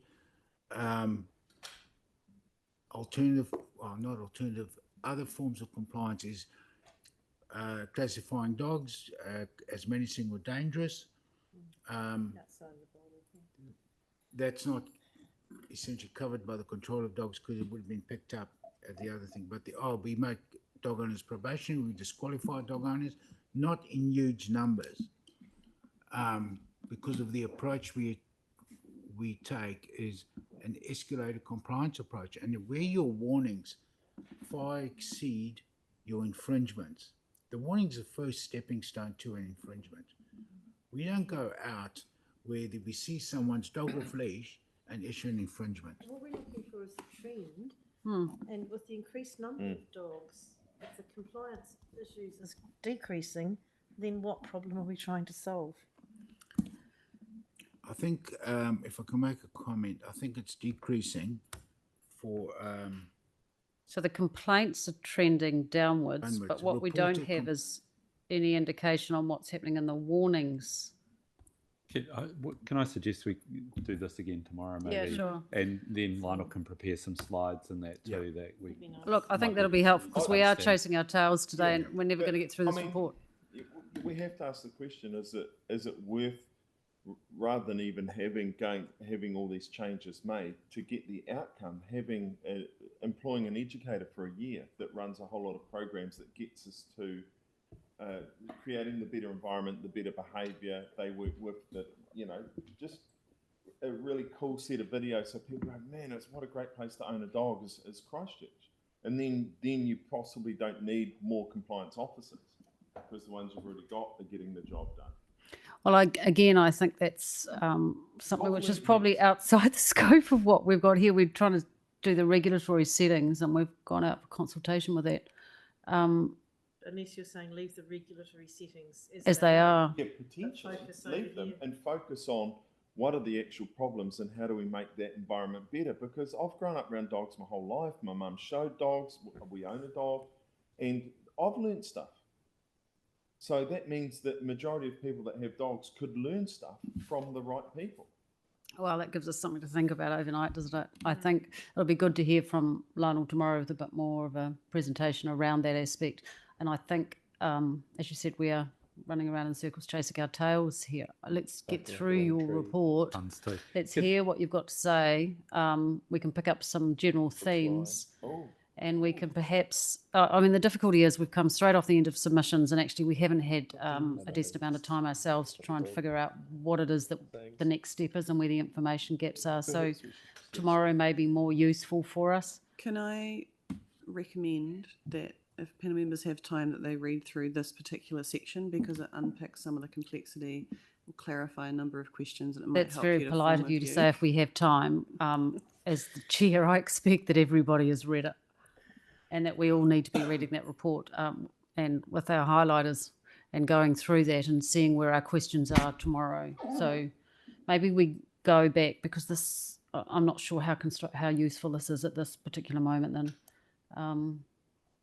Let's go through your report, identify where the issues are that we think we need more discussion on, but maybe not. Let's have that discussion today. Let's leave it for tomorrow. So otherwise we'll be here all afternoon. just to let you know, some submitters made suggestions and we've recommended not proceeding with some, and then we have also put in recommendations for what we think is improving and adjusting the proposal in response to submitters. So have a look at those, and if you accept or reject that we can figure that out tomorrow. I think, and then tomorrow we should be in a position to say we all agree on this bit, but these are the bits where we've got some debate and some confusion, and then we can concentrate on that, and maybe we can have that conversation tomorrow. And so the onus is on all of us to go through that and for ourselves to get an idea of where we're sitting with it and what are the areas that we want to have more conversation, because I actually think that there's quite a lot of consensus among us. So let's get that low-hanging fruit, identify where that consensus is, and identify where the areas are that we're a little bit further apart on, and then have a conversation, but also have a conversation on how what we do next and how we try and close that gap or reach a conclusion, accepting that we may not all have a unanimous decision at the end of it. And actually that's okay, and that's why we have 5 of us sitting on a panel. So that's okay. We don't all have to agree. I think it's important to note that. Right. Do you want to carry on? Yeah. So we'll just skip past this. There's a lot of information on that because it was controversial and it does cover the whole district. That's still the same one, sorry. So these are the location-based areas that we're moving on to now. We've passed through the general areas. What So, page are you on there, please? I've just covered it up, 15, but your page will be, it's 15 of the attachment. 116, I think. Okay. So the central city, the moment the whole of the central city is leashed, so that's within the 4 AVs and the other bits of AVs. So anything from Hagley Park across to Fitzgerald and from Bylaw to Morehouse. We got a lot of feedback through various other bits of work the council has done for people saying that if we're going to get residents into the central city, they need to have places where they can exercise their dogs off leash. There hasn't been an opportunity to put in a dog park in the central city, even though that's what people would like. So what we have proposed is lifting that leashing requirement on 3 different green space areas and making them under effective control areas.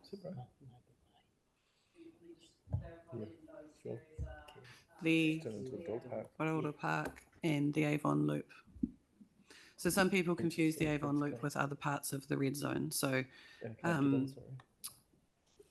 we're meaning the area north of Kilmore between Barbados and Fitzgerald and the river, which used to be called the Avon Loop. So we got... Yep.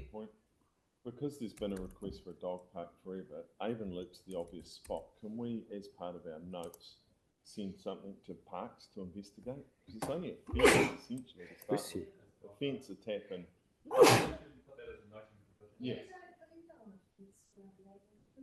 No, just somewhere in there, that so they can off leash it, because the dog parks, they have that fence for a reason, because some people own sandwoods that go deaf when they're in public. Still have to be under. We're saying take your dog, throw a ball around, let it have a run in the grassed area, is what we're saying in those areas. But some people have dogs that just don't listen. So they have to be under effective control if they're not leashed in a public place. Yeah, so then they have to drive to the Still in the dog park, they need to be under effective control. Oh, really? Yes. I thought that was the idea of a dog park. No, the point of a dog park is that it's a space that is for dogs. Yeah. And it has agility equipment, it might have drinks, and it's fenced, drinking water and things, but under effective control still applies. Picking up after your dog still applies. It's still a public place, so the default Where do you applies. take freedom thinking dogs? To private land, right. Not public places where there are other people and other dogs. Just trying to recall what the submitter said about Latimer Square. There was a body corporate, an apartment owner, and they were concerned about public safety in the area. They thought that they had seen various things occurring, that they thought there were public safety and hygiene and other possibilities in there. But again, the under effective control rules apply. Picking up after your dog still applies. Whether it's leashed or not isn't going to have too much of an impact on some of the concerns that they were raising around uncontrolled dogs. We also got a lot of support for this proposal. So you can see there at the top we had 8 different people supported lifting it, 4 different people opposed it, 3 wanted the status quo, which is leashing, 3 were concerned about lifting it. Other people thought that Cranmer Square should be treated the same as Latimer Square, and a few submitters supported the Avon Loop. It's a question, if I may. If we did say Latimer Square, unleash dogs fine, and it didn't work, how difficult is it to revert back? An amendment. Yeah. Yeah, an amendment process is a big process. There's no quick way to change anything in the dog control policy and bylaw, which is why we need to work to get this right, because it's often in place for up to 10 years.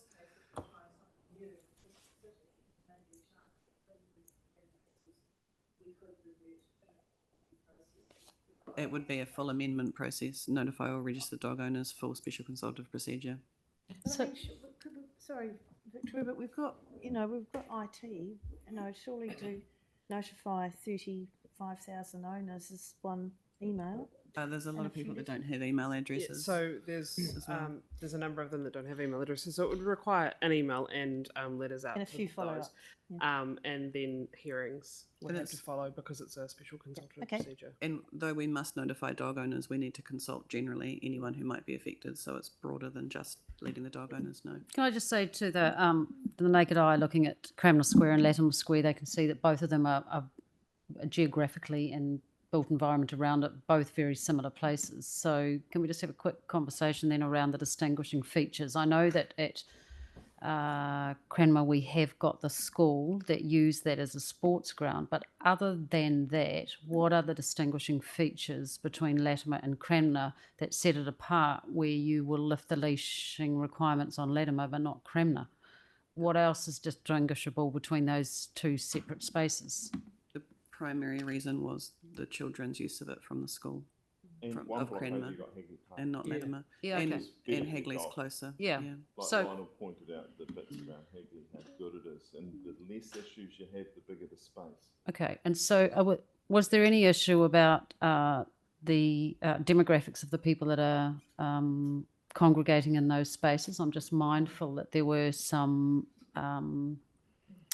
food, I don't know whether it was weekly free food in Cranmer Square, some of our homeless people in Cranmer Square. Does any of that come into factor into your decision to treat these two areas differently? We were looking for green space areas that might be appropriate to have unleashed dogs, Okay. and they were identified by And park that's all. staff. Yeah, okay. Okay, well, we can ask those questions to staff tomorrow, thanks. I don't know if we'll have the right park staff for those questions tomorrow, but we could see if we can get the right person. Time, I'm sorry, we're going to be here all day, so I'll let you carry on. What a terrible chair. I thought we were just going to do an hour. We're only going to do an hour. What time did we start? 12. Yeah, okay. That's an hour. Donna, just How much again- more have you got to go today? The whole document is about 40 pages. We got We're up to 1,500. We got 1,560 submissions. A lot of people had a lot to say. So and this am I covers going to the whole ask, district. will you be embarrassed if I ask for a show of hands for those that have actually read right through this document? And would you benefit, can I just ask my panel members, would you like to continue this conversation today? Or would you prefer to spend a bit more time individually going through it and coming back tomorrow when we've had a chance to digest what we've seen and heard and read, and perhaps be a little bit more constructive and formalised in our questions of what it is that we're looking for from our staff? Because it seems just a little bit piecemeal today. No, I've read it and I'm happy to stay. I don't read all of it. I'm happy to go. I would learn more if I got a chance to digest. Yeah. My questioning will never be structured. Okay. Yeah. I'm the Well, same guess as what? Aaron We've on got that 5 of regard. us, so I'm going to I have a think- casting vote. I said we were going to come for an hour. We've done an hour. We're not really achieving a hell of a lot today, is my gut on it. Yes, in the interests of expediency, I know you'd like to stay longer, but actually I think we would benefit from each of us going away and spending a little bit of putting some grey matter into it and thinking about what are the big issues that we've got movables and immovables on in our own minds, so then we can at least identify where are the really grey areas that we'd like to spend a little bit more time discussing and getting a bit more of a steer from staff on. I think that'll be helpful. So I've had 2 each way and on the casting vote, and I'm going to say we finished today now at 1:30. We come back tomorrow. We'll come back an hour earlier. We'll come back in at 12 tomorrow with those staff members, and each of us will have then had a chance this afternoon and overnight to formulate our own thoughts around what we're okay with and what we want to spend some more time thinking about and getting clarification on, recognising that we may not all agree, and that's okay. And just a process. What if we don't get through this tomorrow? What is the time frame that this has to be ready to go to council? I think we've got another date. We've got another date on the 27th of March. For this, yeah, but Another set of deliberations. There's no hard date other than before the term finishes. Okay. It needs to be adopted this term. Well, that's fine. But there's financial cycle. there's no date ahead of that where it has to be done by. Because I mean, rather than rushing it through, I'd rather do it. Yeah, I'm with you on that. And I think if we can narrow down the areas where we have got broad agreement on, identify the areas where we're not all there on, but identify where we need a little bit more information. And think it through. So I'm going to thank you all, because this is really tough. This is not easy. There's really diverging views. We've seen that. We've heard it.